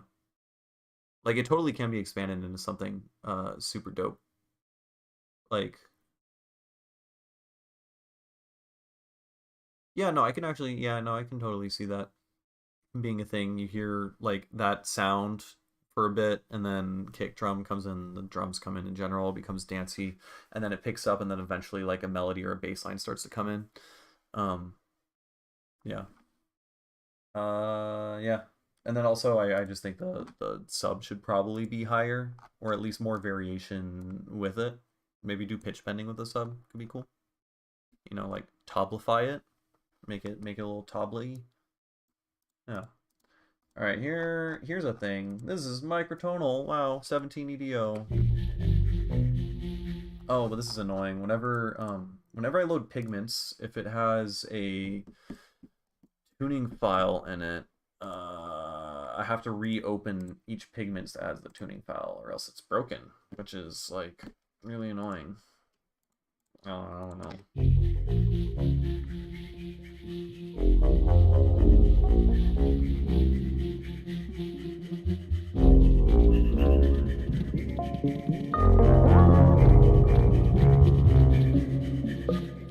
We got pig. Oh wait, never mind. You're talking to the other guy. I'm tripping.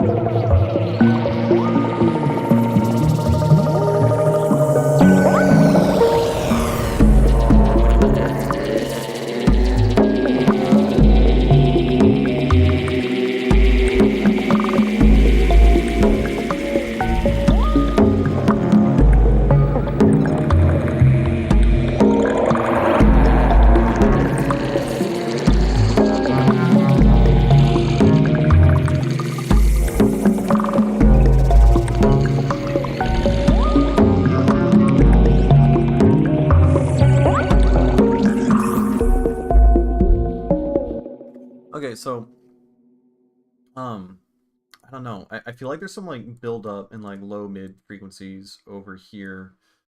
I don't know, this is one of those weird things where like I remember the first day I was working on this, I was so fucking stoked on this project, and it sounded like crazy on these monitors and super cool. And then like after a while and mixing it down, now that I'm used to it, it's like the issue of intimately knowing the song in and out. Now it's lost that magical like feel, and I can't help but feel like I've somehow fucked up the mix relative to what it was before. But then like I went back and listened to it, and like it really wasn't that much better.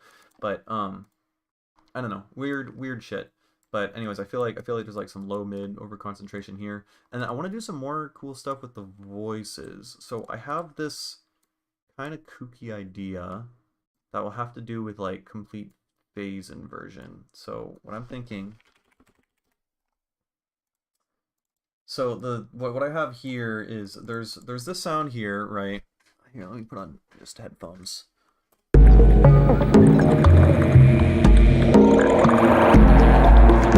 Like right now it's like it goes to the left, I mean to the right for a while, and this is like kind of resting over there, and then it quickly darts over to the left again. I want it to sound like fucking like Pac-Man, you know how like Pac-Man goes off one side of the screen and then comes around the other. I want it to really sound like it drifts out all the way over there and then comes into the left. But it doesn't like go all the way there, then comes completely silent and then comes to the left. I want it to be as it's going out over there, then you hear it start to come back in completely on the left side. And the only way to do that, I think, is with phase inversion. So like if you're listening on mono, then fuck you. But so my idea here is like I'll just use a spell book because spell books are really fucking awesome. And then what do I want to do? What do I want to do? What do I want to do? Stereo pan. So we take a stereo.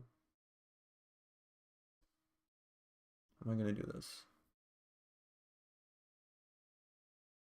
Yeah, I'm definitely gonna want some delay, and I was thinking maybe even like frequency shifting or something, or just frequency shifting maybe combined with a normal shifting just to like reduce some of the, not make it completely cancel out as it comes around. But essentially, okay, let's map this out. So I want it to automate.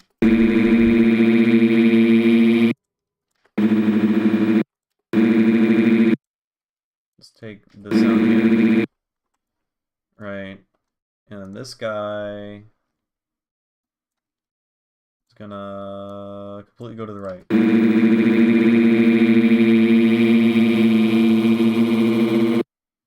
And then as it does that,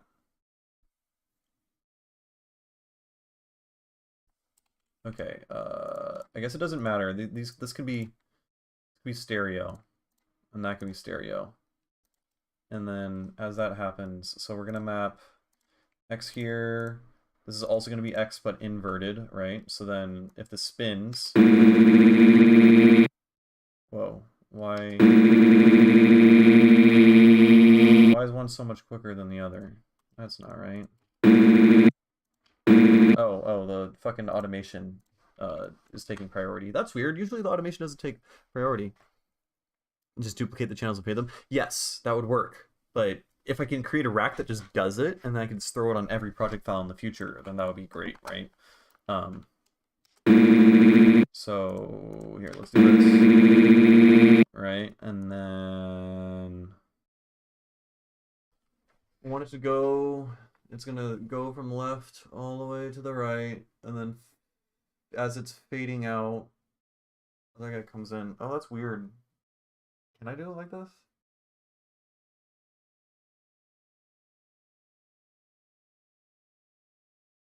Do I need 4 channels? Right? Like, split this into 2. This guy's phase inverted.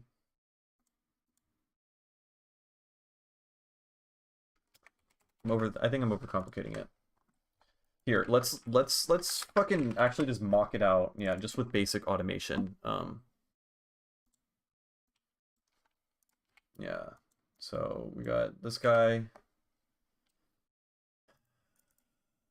pan you all the way to the left.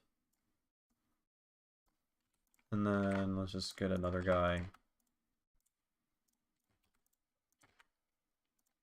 And then you're going to be phase inverted. And then you're going to come in. Oh, yeah, you're going. No. Let's make you go to the right, because that's how I had it before.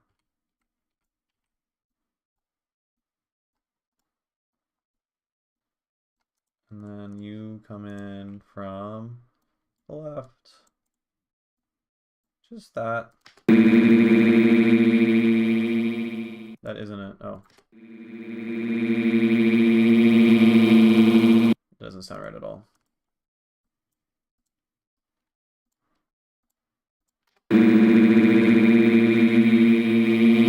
Okay, there. It's a little bit better.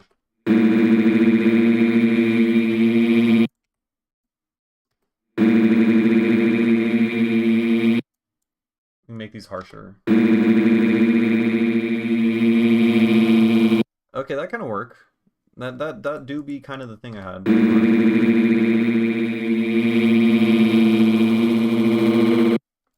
Okay, yeah, this totally can work, and I think it totally can work with a spellbook. So here, let's go back to this, and I'm gonna make you work. God damn it! So let's map you to that, you to that.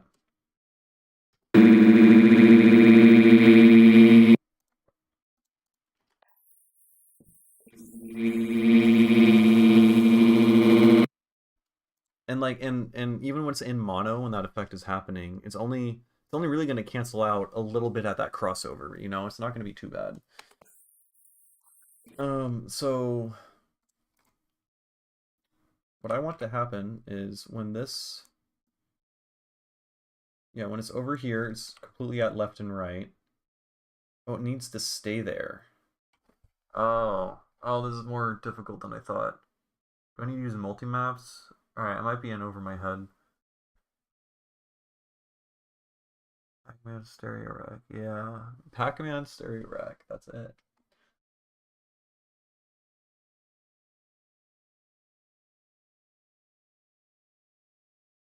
I'm not gonna, no, it can work both ways, I think.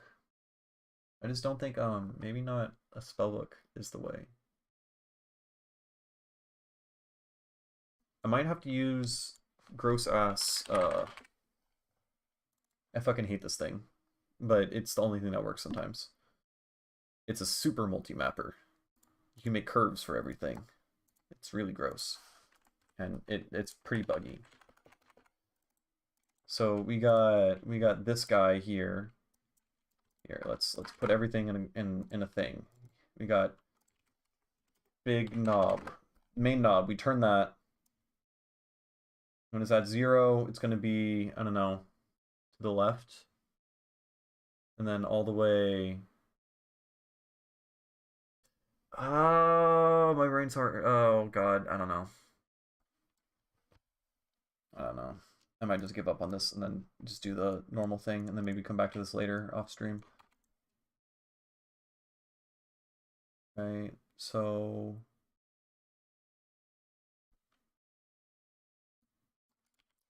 because like automation here,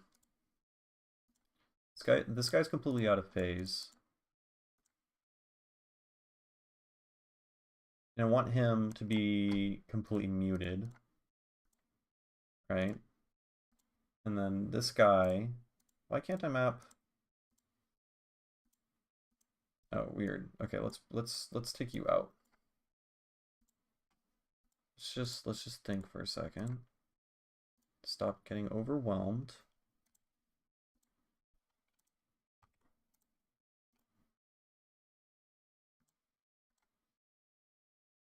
So these are going to be inverted, right?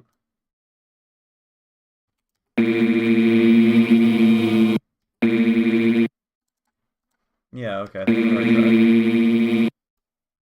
Now the main issue is going to be the gain, because I want the gain to come in sharply.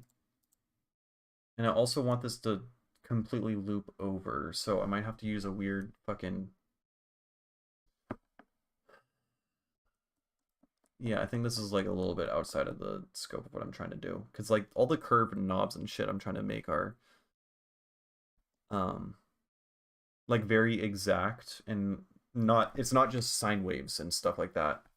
So like what I'm trying to do, I'm gonna want to have one of the curves look like this, and then other curve look like that, right? And then this is gonna be like it goes all the way to the right, and then actually I'm just doing it right now, yeah. So we do some shit like that. Let's put you. Actually, no, yeah, you're gonna stay there.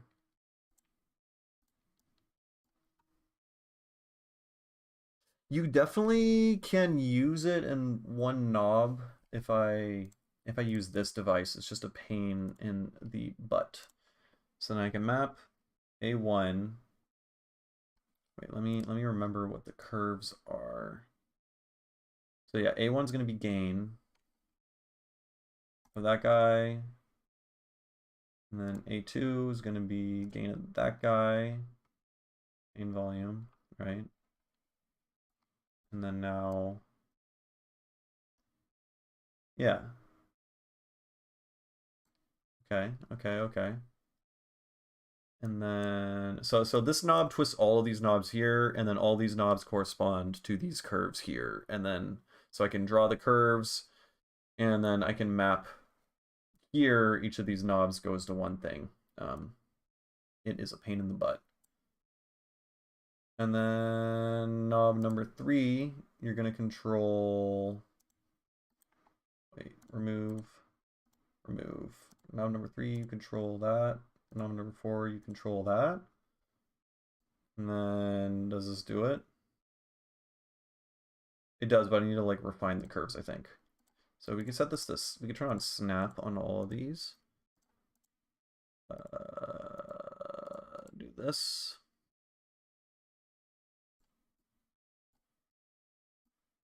Oh, wait. I am silly. How do I, yeah, there we go.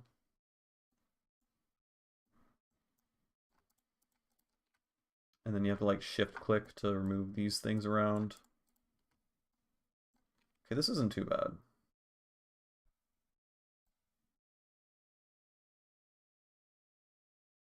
So yeah, it's completely, oh, it's backwards, I think. Oops. Chain volume, chain panorama. I want to swap these, I think. Okay, so I twist this knob. So the bottom channel's on. And then it's going all the way. And then as it goes all the way to the right, it starts to fade. And then the other channels, oh, look at me. I fucking did it. Oh, yeah. Okay. Wow. I'm so impressed with myself. I still have to like refine these curves. Probably like that. Okay, now the question is, does it sound right? Instead of just staring at graphs and numbers. That does not sound right.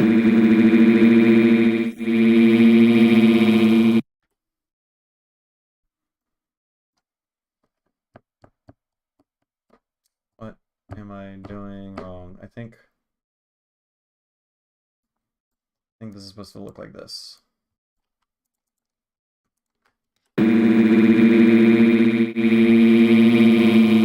All right, I'm glad because I was like, oh, this is, you're just looking at me look constipated while I stare at weird graphs. So very, very grateful that you got something out of that. But except it doesn't sound right now.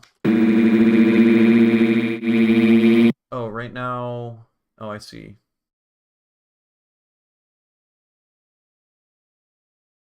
I don't see. Oh, wait. No? Oh, they're both the same volume at this point. Wait. Okay, these graphs have to look different. So right now it's saying, okay, when this is at 0, when it's at 0, A1, what is A1? A1 is the gain, fuck me. I need to name these to make this make sense. This is A2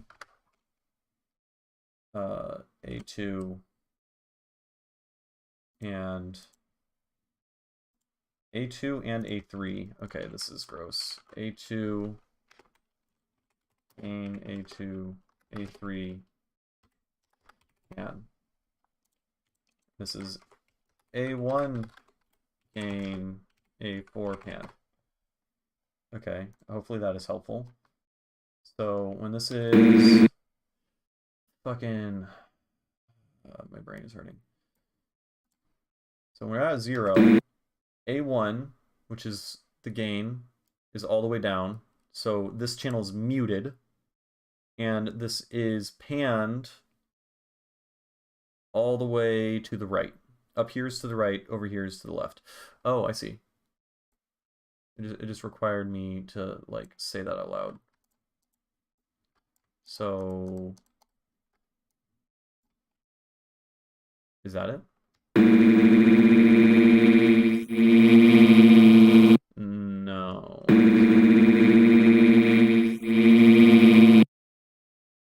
Oh, I have this backwards, I think. Glad to hear that. Yeah, right now it's totally backwards. Right now, when the left and right swap is happening is when I don't want that to happen. Oh, right. So I'm swapping the gain out, right when they're both...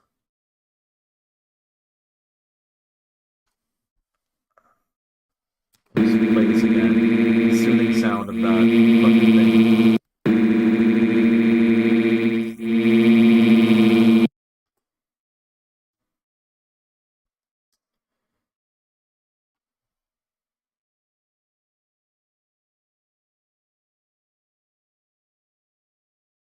So I want A1. Well, I guess A2 is the one that starts off unmuted, right? And A2 and A3 is fucking this thing. So this needs to start off. Okay. All right. Like that. Starts off all the way on the left, pans all the way to the right. And then when it's all the way to the right, oh, okay. I think this is how it's supposed to look. I hope. I pray. Can you move over? Thank you. And then what A4 is, yeah, thank God I wrote this shit down because this makes no sense. A4 is the pan for this guy. This guy doesn't need a pan. This guy can just stay over there. Right?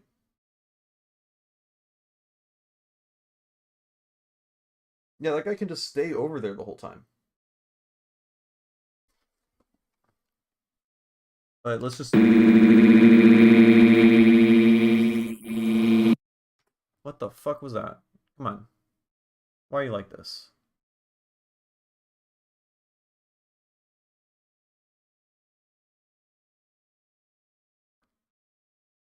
Gain.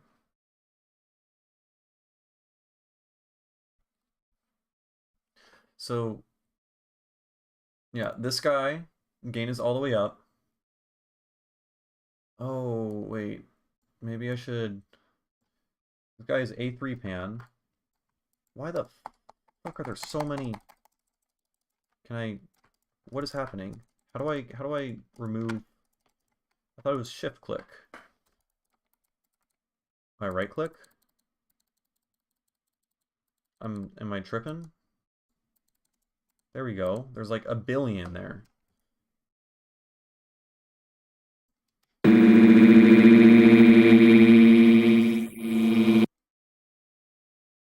And then this guy, A2 gain, we fade that out more gradually.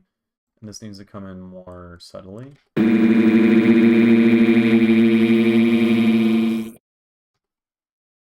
That isn't it.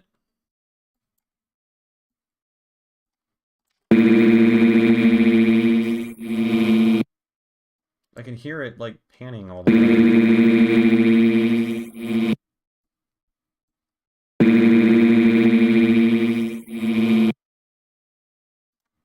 Yeah, these are phase inverted. It does sound distinctly different than the thing we mocked up, right? But this looks like it's doing what I want it to do.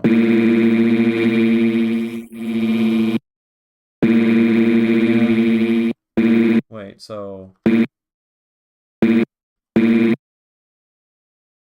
A3 pan. Oh, what the fuck?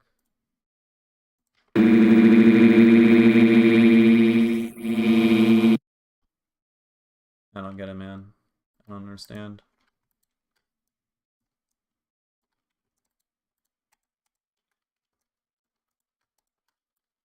What's happening? Why can't control? I can't bend the thing anymore. Yeah, it doesn't sound like we had it sounding like Pac-Man when I manually did the thing. Did I not?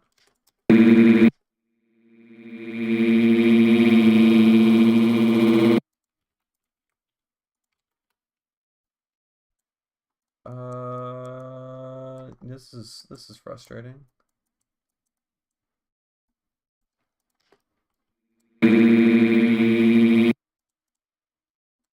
Here, let's fucking close this nightmare.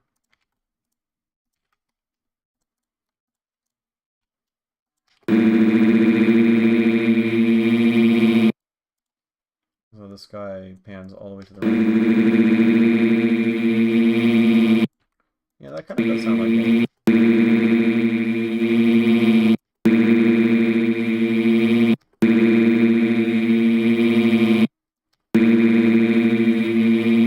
That sounds like fucking Pac-Man. That does it.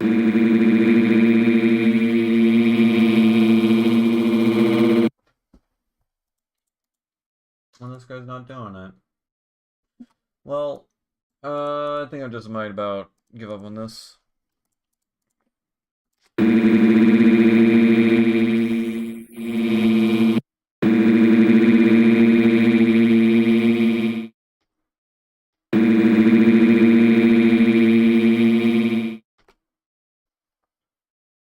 Like, that guy's doing that.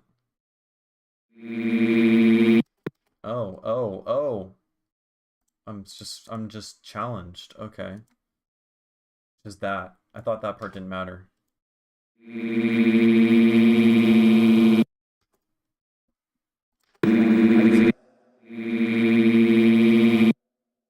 Wait, what is happening? Oh.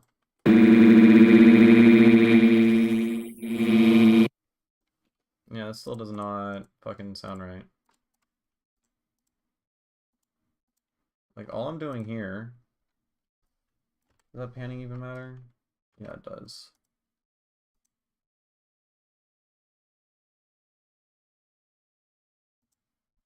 Oh, I guess I also want... No, this doesn't matter. I do want this to come into this... Oh, I want this to come into the center, right?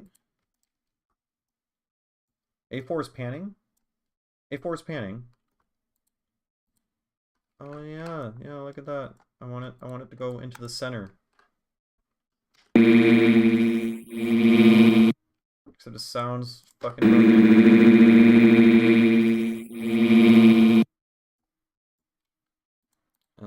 That breaks it also.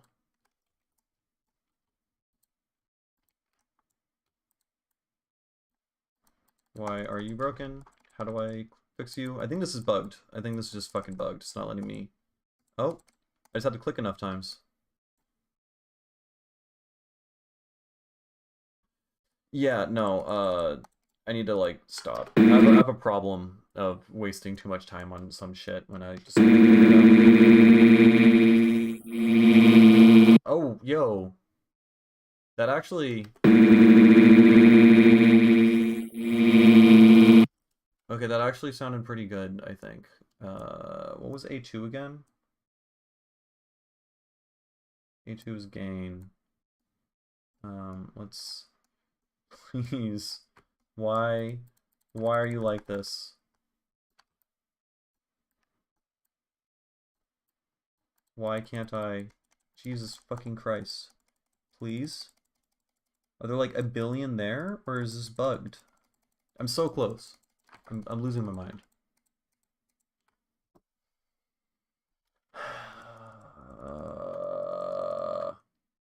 Shift plus click to delete point. I am doing that. Maybe I was misclicking. Maybe if I like click not exactly there, it creates a new point. Also, there's multiple points overlaid on each other. I think that's what I was doing. Okay, that's it. That's it. It only took way too fucking long, but I think we got it. And then this guy.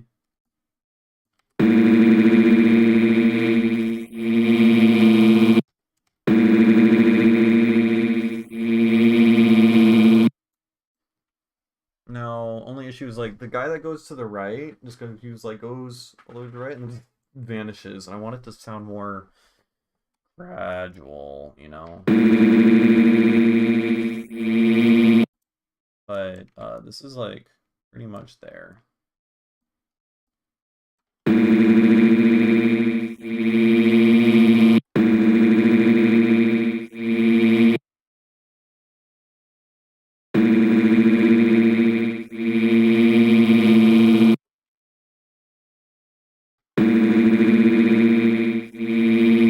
No, it doesn't sound like it. I think it was better with this.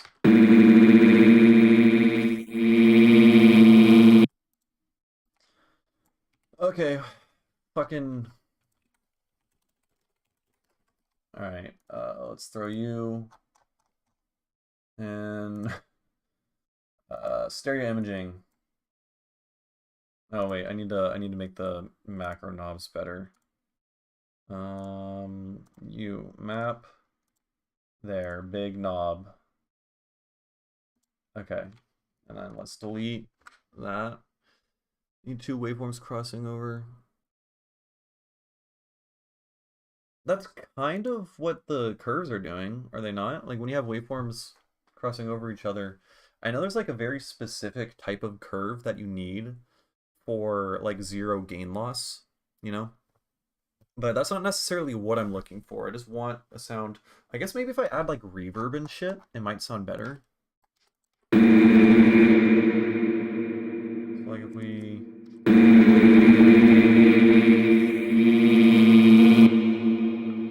like kind of do it. And then maybe I can hopefully this plugin, you're not going to hear a click. Because this should just reset, I think.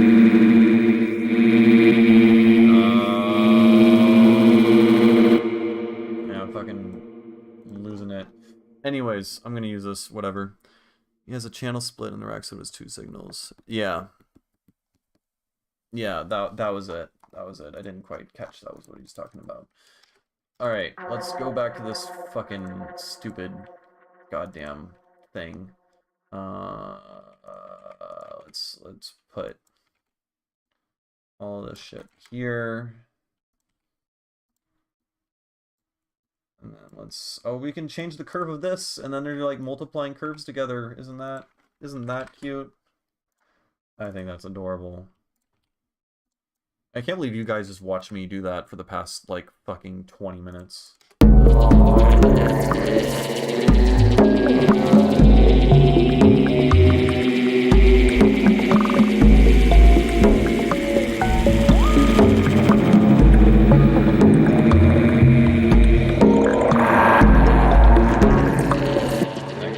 That kind of sounds sick.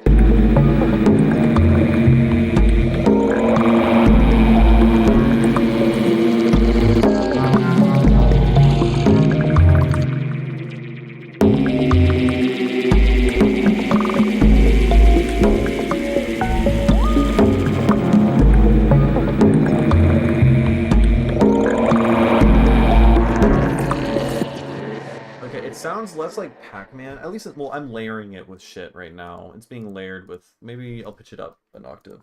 But right now, it does sound like it's going like around my head. Like it's doing this kind of cool phasey around my head motion. Less so like Pac-Man, but still cool. In this instance, at least, I think it's because it's layering shit.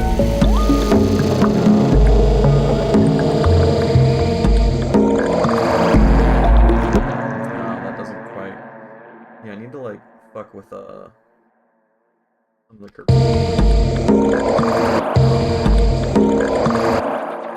Why does it sound like that? It goes mono for a second. Like it goes over the middle.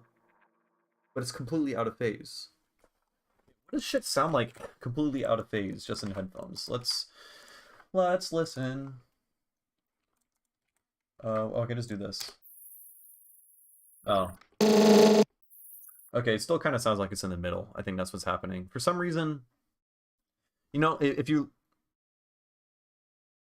I think if you listen to out-of-phase shit with speakers, then it kind of sounds like it's coming from behind you, or at least directly, like, side by side. And so there's, like, a big substantial difference. But when you're listening to shit out of phase with headphones, then it still sounds like it's in the center. It just sounds weird. Like, you can't really describe it.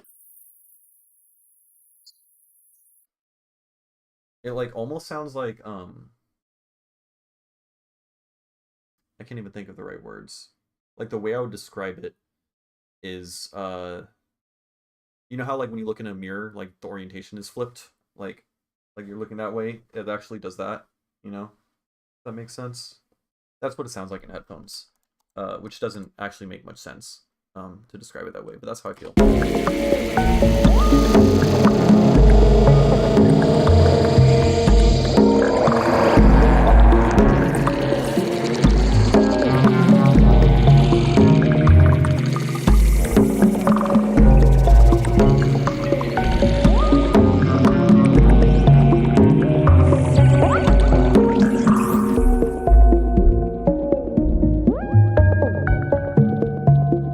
I'm trying to like decide on whether or not I should put this in my ambient mix that I'm making for the Rendezvous mix contest, because it's a little bit less ambient. Everything else is like much more ethereal, chill, kind of spooky stuff, and then there's, I don't know, but I'm thinking I'm gonna do it as like a last hurrah kind of shindig, so like it builds up for a while and gets all ethereal and ambient and shit, and then I'm like, oh, there's drums. Also, fun fact, I'm playing the drums in this. I'm playing a tonback, which is a new drum I got for Christmas. Right here.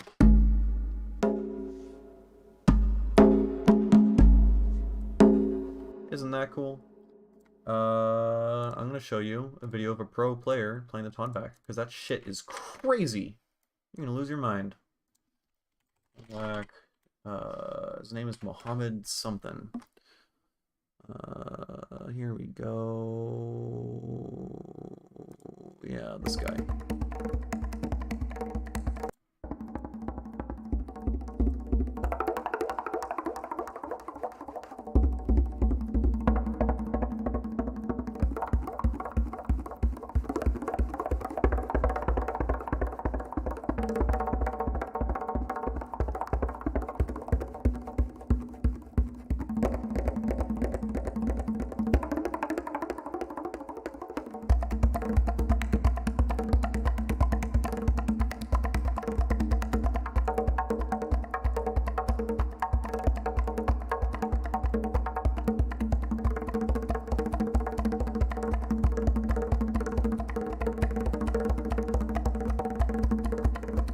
I have to check it's on full speed.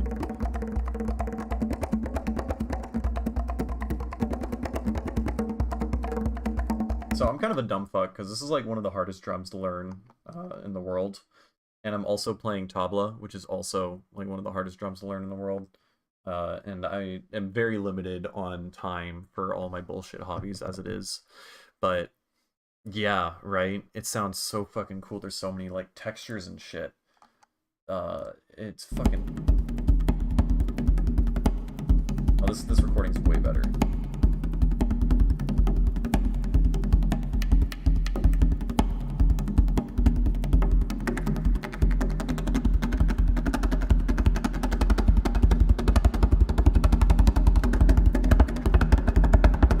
Also, the drum has so much goddamn bass. Like, even playing it, just like hitting it in the center, like the way you're supposed to make it play bass, it sounds like you're sitting next to a subwoofer, which is wild. I haven't had like a drum like that.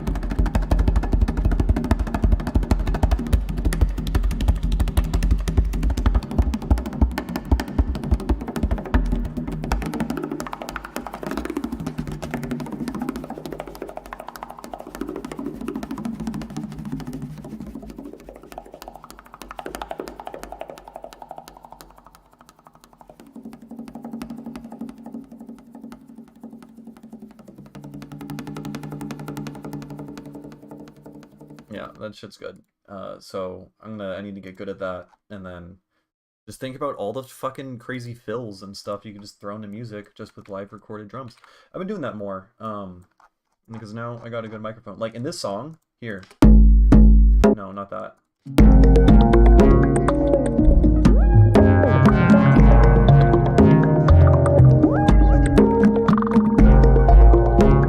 So this.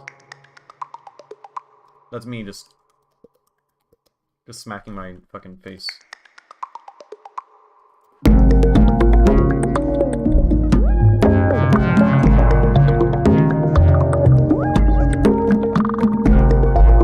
Which, speaking of smacking yourself in the face, hold on.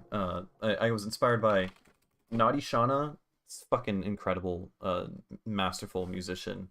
I would say like Tipper's like my electronic idol. This dude is my like percussion idol. Anyways, yeah.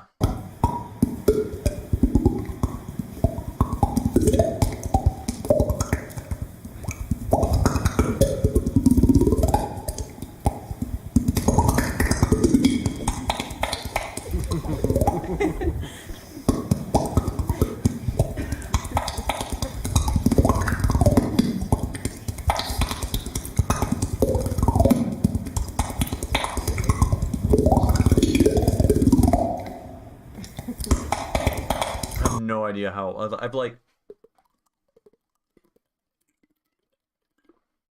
I don't know how he does it. Like, so there's so much like energy and shit. I don't know, just like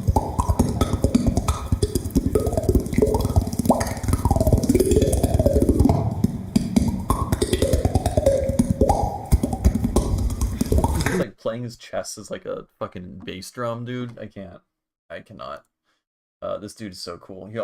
He fucking shreds on the jaw harp. I've watched this video like fucking a bajillion times.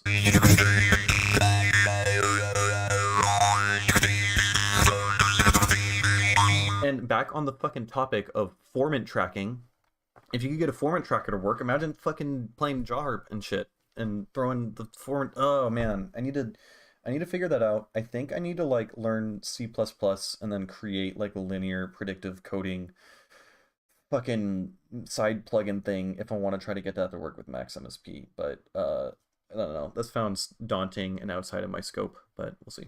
He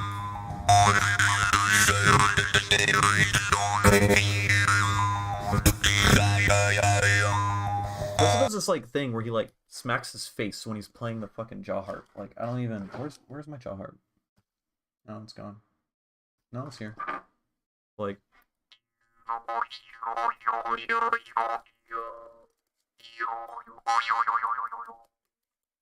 I don't even know.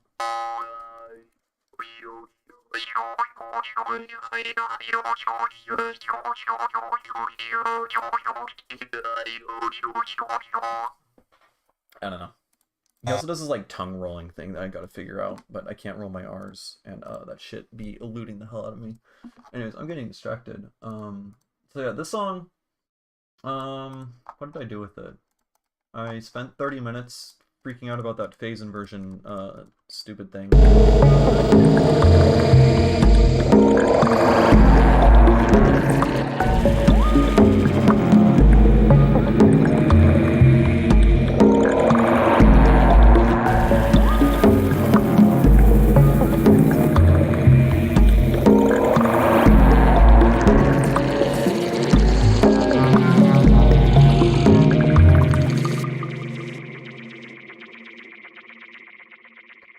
That do be true.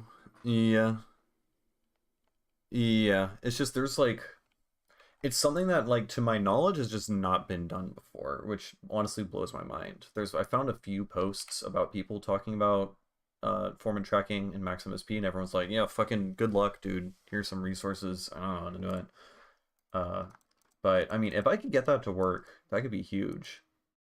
Honestly, if I could get that to work and it is like as useful as I think it is, then I could like sell that because it doesn't fucking exist right now. I found one dude made linear predictive coding plugin. You could do some really cool vocal resynthesis shit with the same type of like maths and stuff. This is some dude's live stream he did. Right. Predictive coding, anyone? If we go to the map through, so it has this like really fucked up resynthesis, like text to speech sounding. Hello, linear predictive coding, anyone? So that's it trying to whisper. It sounds like you're vocoding it with noise. A lot of it sounds similar to vocoding, but you can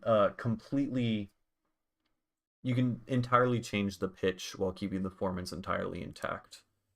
I don't know when in the video he does it. It's a long video of him. Maybe our mute. Fucking around. Go to the maximum. Wolf spectrum. Anyways, yeah, it's a whole thing. Oh, and here's the god-awful video. That means to say that up to P, please. No, not that video. It was this one. I couldn't understand shit. K equal to 1 to P ak z to the power minus k s z equal to a into u g z, Like, which is the input of the vocal track.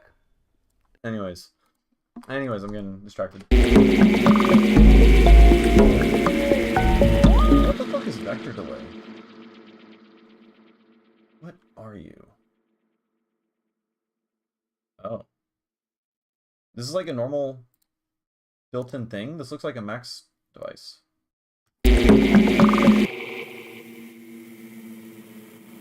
What are you?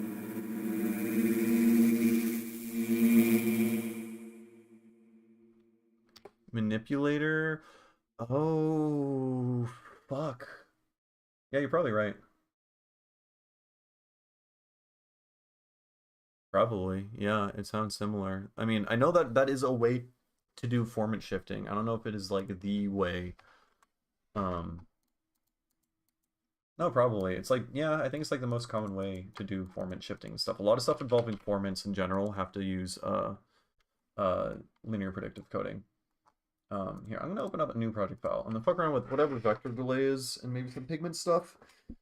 And then I guess it's like midnight, so I should probably go to sleep soon. I don't know. But yeah, wait, let's manipulate our VST. This is infected mushroom, right? $150. It would be cool to have. I have some friends who have it. You can just like slap it on any fucking sound and get really cool sounds out of it, especially all the squelchy shit. So let's do vector delay and then pigment user library. Didn't I save a really cool pigment patch? Where is that pigment patch? I need to like set aside time. You know, my fucking user library. It's getting bad. Okay.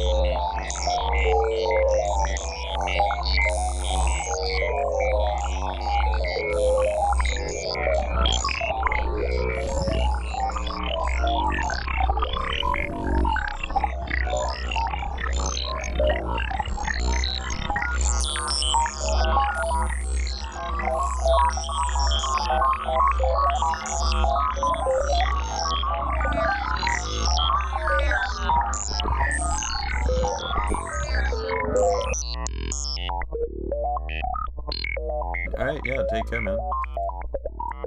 Good night. Yeah, I'm probably gonna hit the hay soon too. Granulated pass-through synth. It's an additive synth.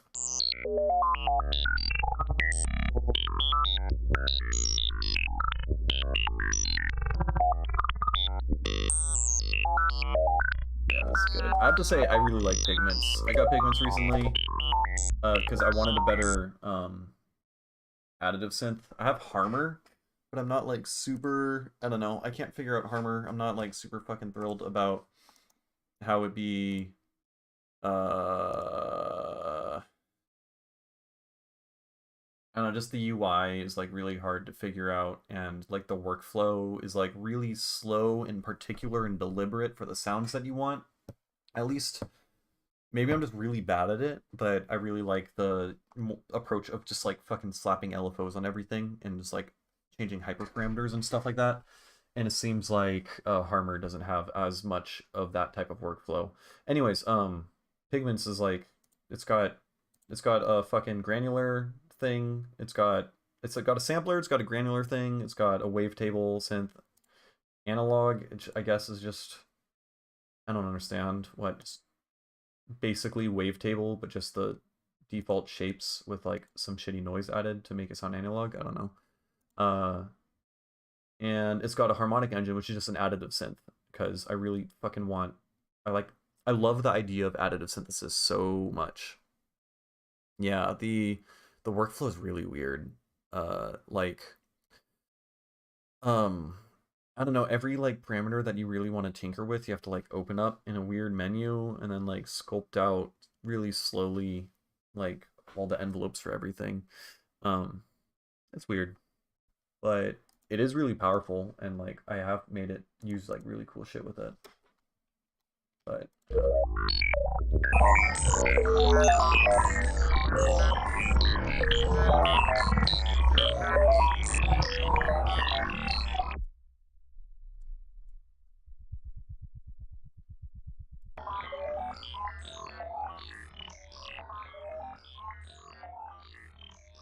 weird. Oh, I see. I moved the auto filter before it, and it was still loading some stuff. Vector delay comes from oh, right. Right, I totally forgot I downloaded that and then never used any of it. Where would I find that? Max for Live?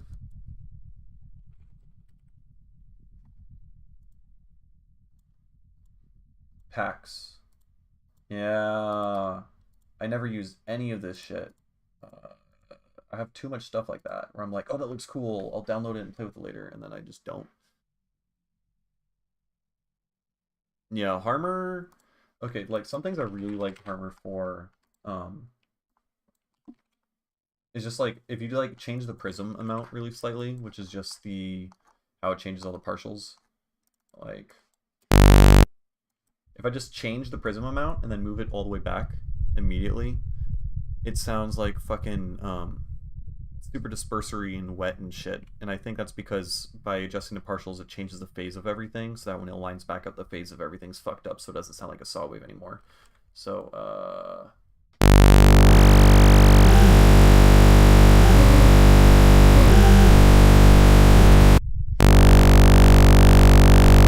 like, that's just a cool fucking sound, and it takes, like, no effort at all to do.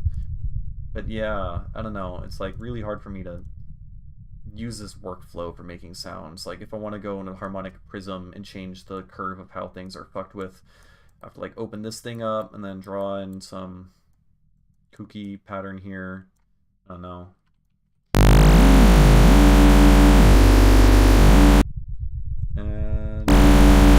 But I'm also just not that great when it comes to using synths in general. I'm much better at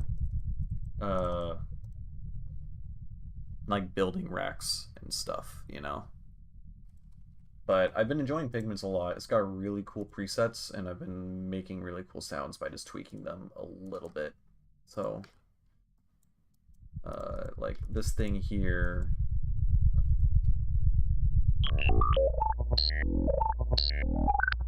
Like I didn't change that much with it. Like I just added the additive engine and then adjusted the ratio of the harmonics. It sounds good.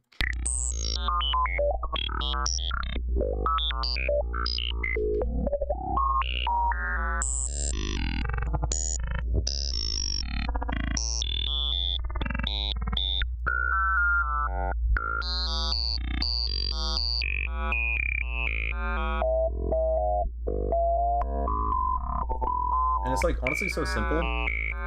It's just like a filtered saw wave, and then I'm changing the harmonics, the ratio of all of the harmonics together, create really cool sounds. That's why I really like additive shit, because it sounds unlike a lot of other stuff. And I feel like a lot of people struggle to make cool, usable things out of it because it sounds so alien, I guess. But I make alien sounding shit, so.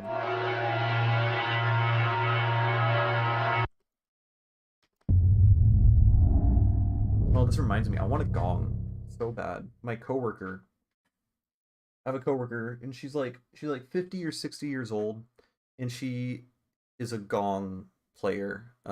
Wait, what was her name? Oh. She's a gongster. That's what you call yourself if you're a gong player. You're a gongster. I don't think that's real, but she goes to gong camp, has like 50 gongs, plays shows where she plays gongs, and they're fucking awesome. They're huge and they sound really cool. There's like technique and stuff to playing them. You can like ring out certain harmonics and stuff by like holding the mallet and like grazing against it at certain angles and shit like that. One of my coworkers also, he created a 3D mesh model of a gong and then fucking simulated. He like very painfully like weighted it and made sure that it was like very reminiscent of like how a gong would behave in like actual physics. Right? Yeah, blew my mind. I didn't know gongs were this cool. I mean, at the end of the day, they're still gongs. They still do the thing that you think they do, but they're really cool at the same time. Anyways, like one of my coworkers made a 3D simulated model thing of a gong, and then fucking I don't know what software he used, but struck an impulse against it in the software and then rendered it out, and then it ended up sounding like a fucking gong in real life. It was so cool. It took him like 24 hours to render it though, because it was like a real acoustic fucking simulation of like an actual room and exactly how acoustics behave. I don't know. It gets super complicated and I don't actually fully understand it, but gongs are cool. So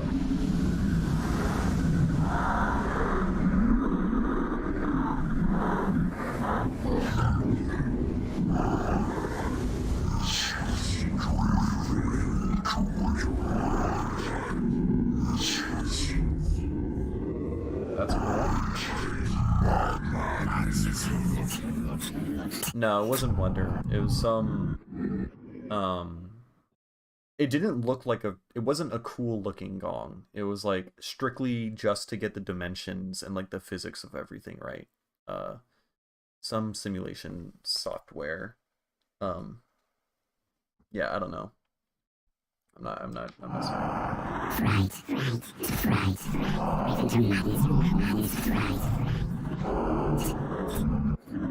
And I like how you can really clearly see what's going on, just moving over some vocal samples, changing the pitch with a binary. It's interesting. Yeah. Oh, this would have been perfect for the song where I made where you drown in it.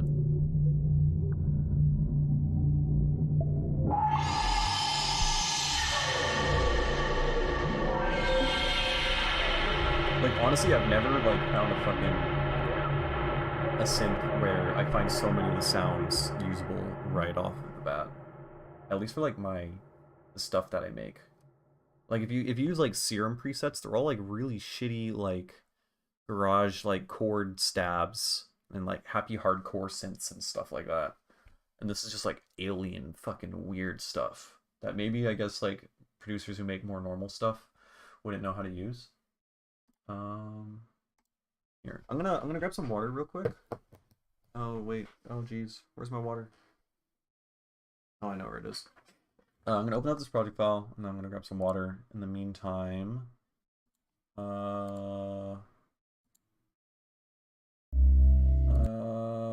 What will I play? I don't know. Fucking this thing again. Why not?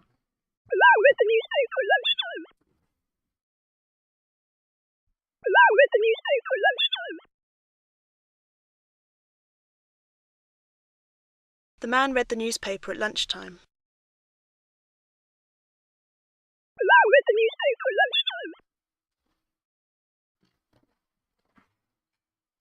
I am back.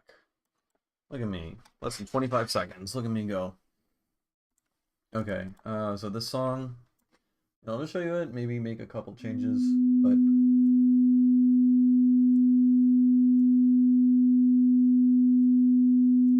What is playing that? Oh, cool. 250 hertz sine wave test tone for 1 hour. Gotcha. That was it. Okay.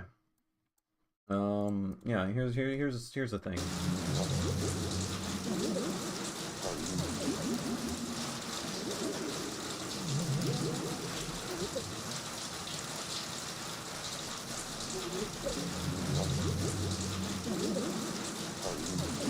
Yeah, this is extended intro.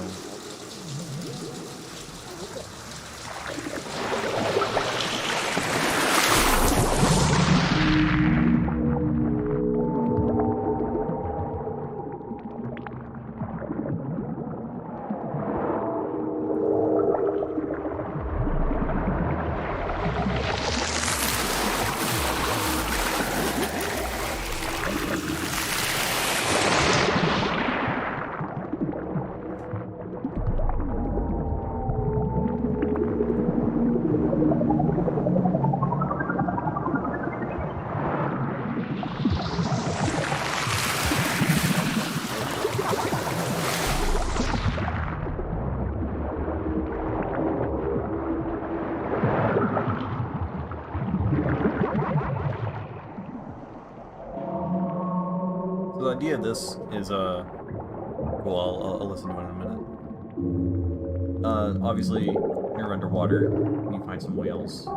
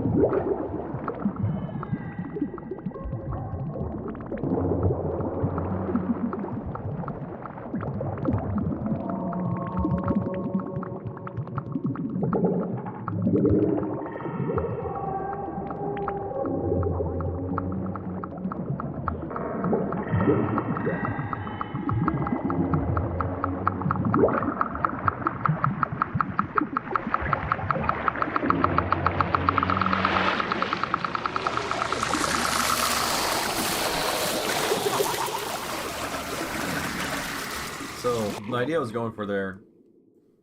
You ever play Sonic? The old platformers? Sonic the Hedgehog? And then you go underwater, and then you start drowning, and it starts playing the drowning music, and then you start freaking the fuck out, because you're like 5 years old, and you don't know how to handle any sort of emotional distress whatsoever, and then you turn off the game.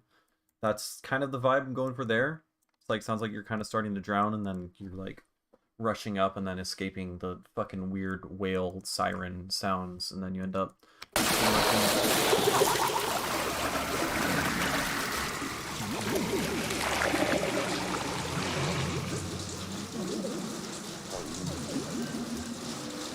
So yeah, I gotta improve a little bit with this stuff here, because right now it's just like increasing in tuplets. So it's like, you know, every 4, like it's playing like triplets and then quarter notes and then fifth notes and whatnot.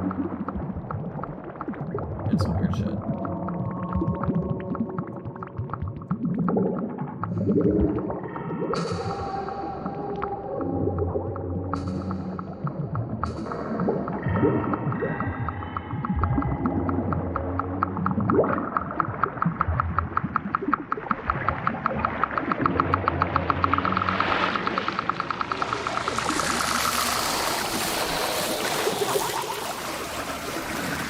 Yeah, it took a lot of noodling, but I mean for the most part, I just found like water sound, splashes, and then it's just using filters. Usually I keep the resonant, like the filters just kind of like moving a little bit up and down. Then you just make sure everything's just kind of filtered and shit. And then I got some bubbles. Yeah, just bubbles. You know how it be. Alright, let's check this out. Deuterium. Body. Oh. Oh, this is sick.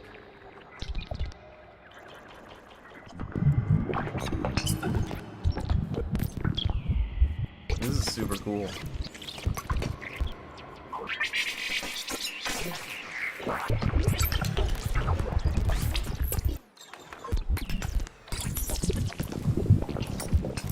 Oh, this is very good.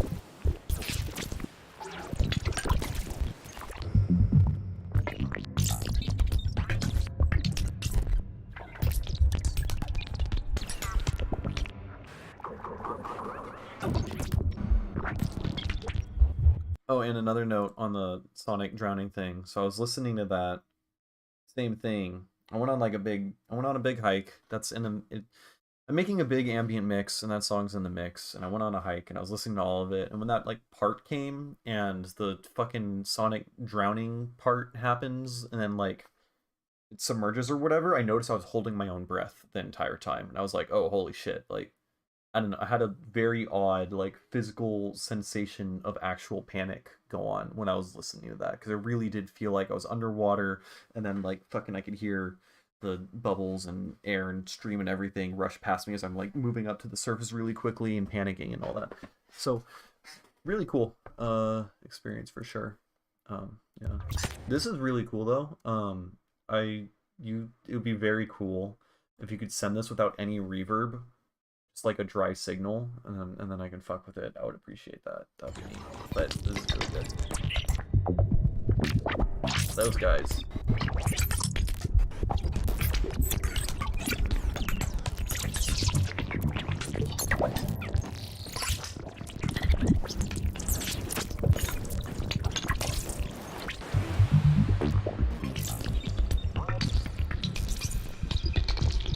So how do you make this? Oh, what is this path from? I'm curious.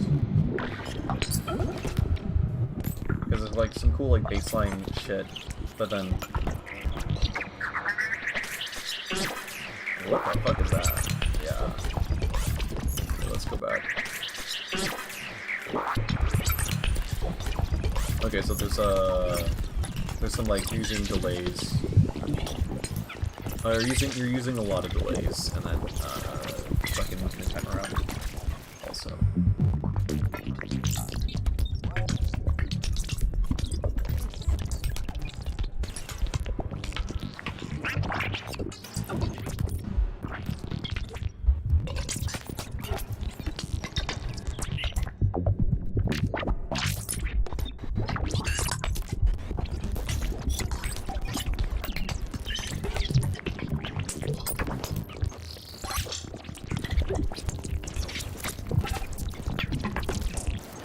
Nice. Good shit. Which one is Vital again? I always mix up. Oh yeah, yeah. Oh yeah, yeah, I got Vital because I watched I don't know how to use it at all really, but I watched one tutorial where a dude, Jesus Christ, I've been talking too much. My voice is cracking on like every other sentence. I watched a video of a guy make a cool additive sounding squelch thing, and then I made a mini rack, and that was like the only time I've ever used Vital.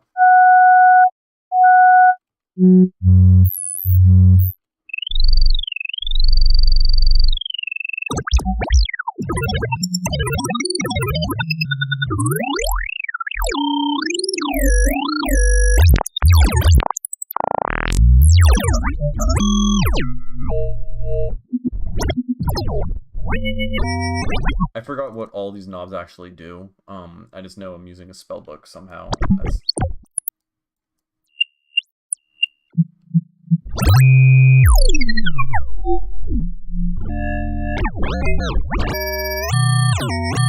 So clearly Vital can make really fucking cool stuff. I just need to use it more.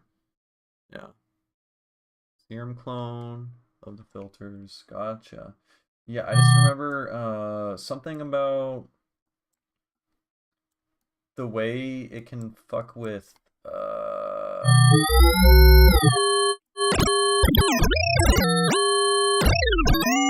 I don't know, in some way it like changes fucking the waveform in interesting ways. I don't know. Alright, I am getting sleepy. My voice be hurting. I think I'm gonna call it a night. But this has been a hoot and a holler. Thanks for tuning in, sending the sounds, keeping me company, and all that jazz. I'm not gonna stream tomorrow night because I'm going to an underground rave. Maybe on Sunday. Could be on Sunday.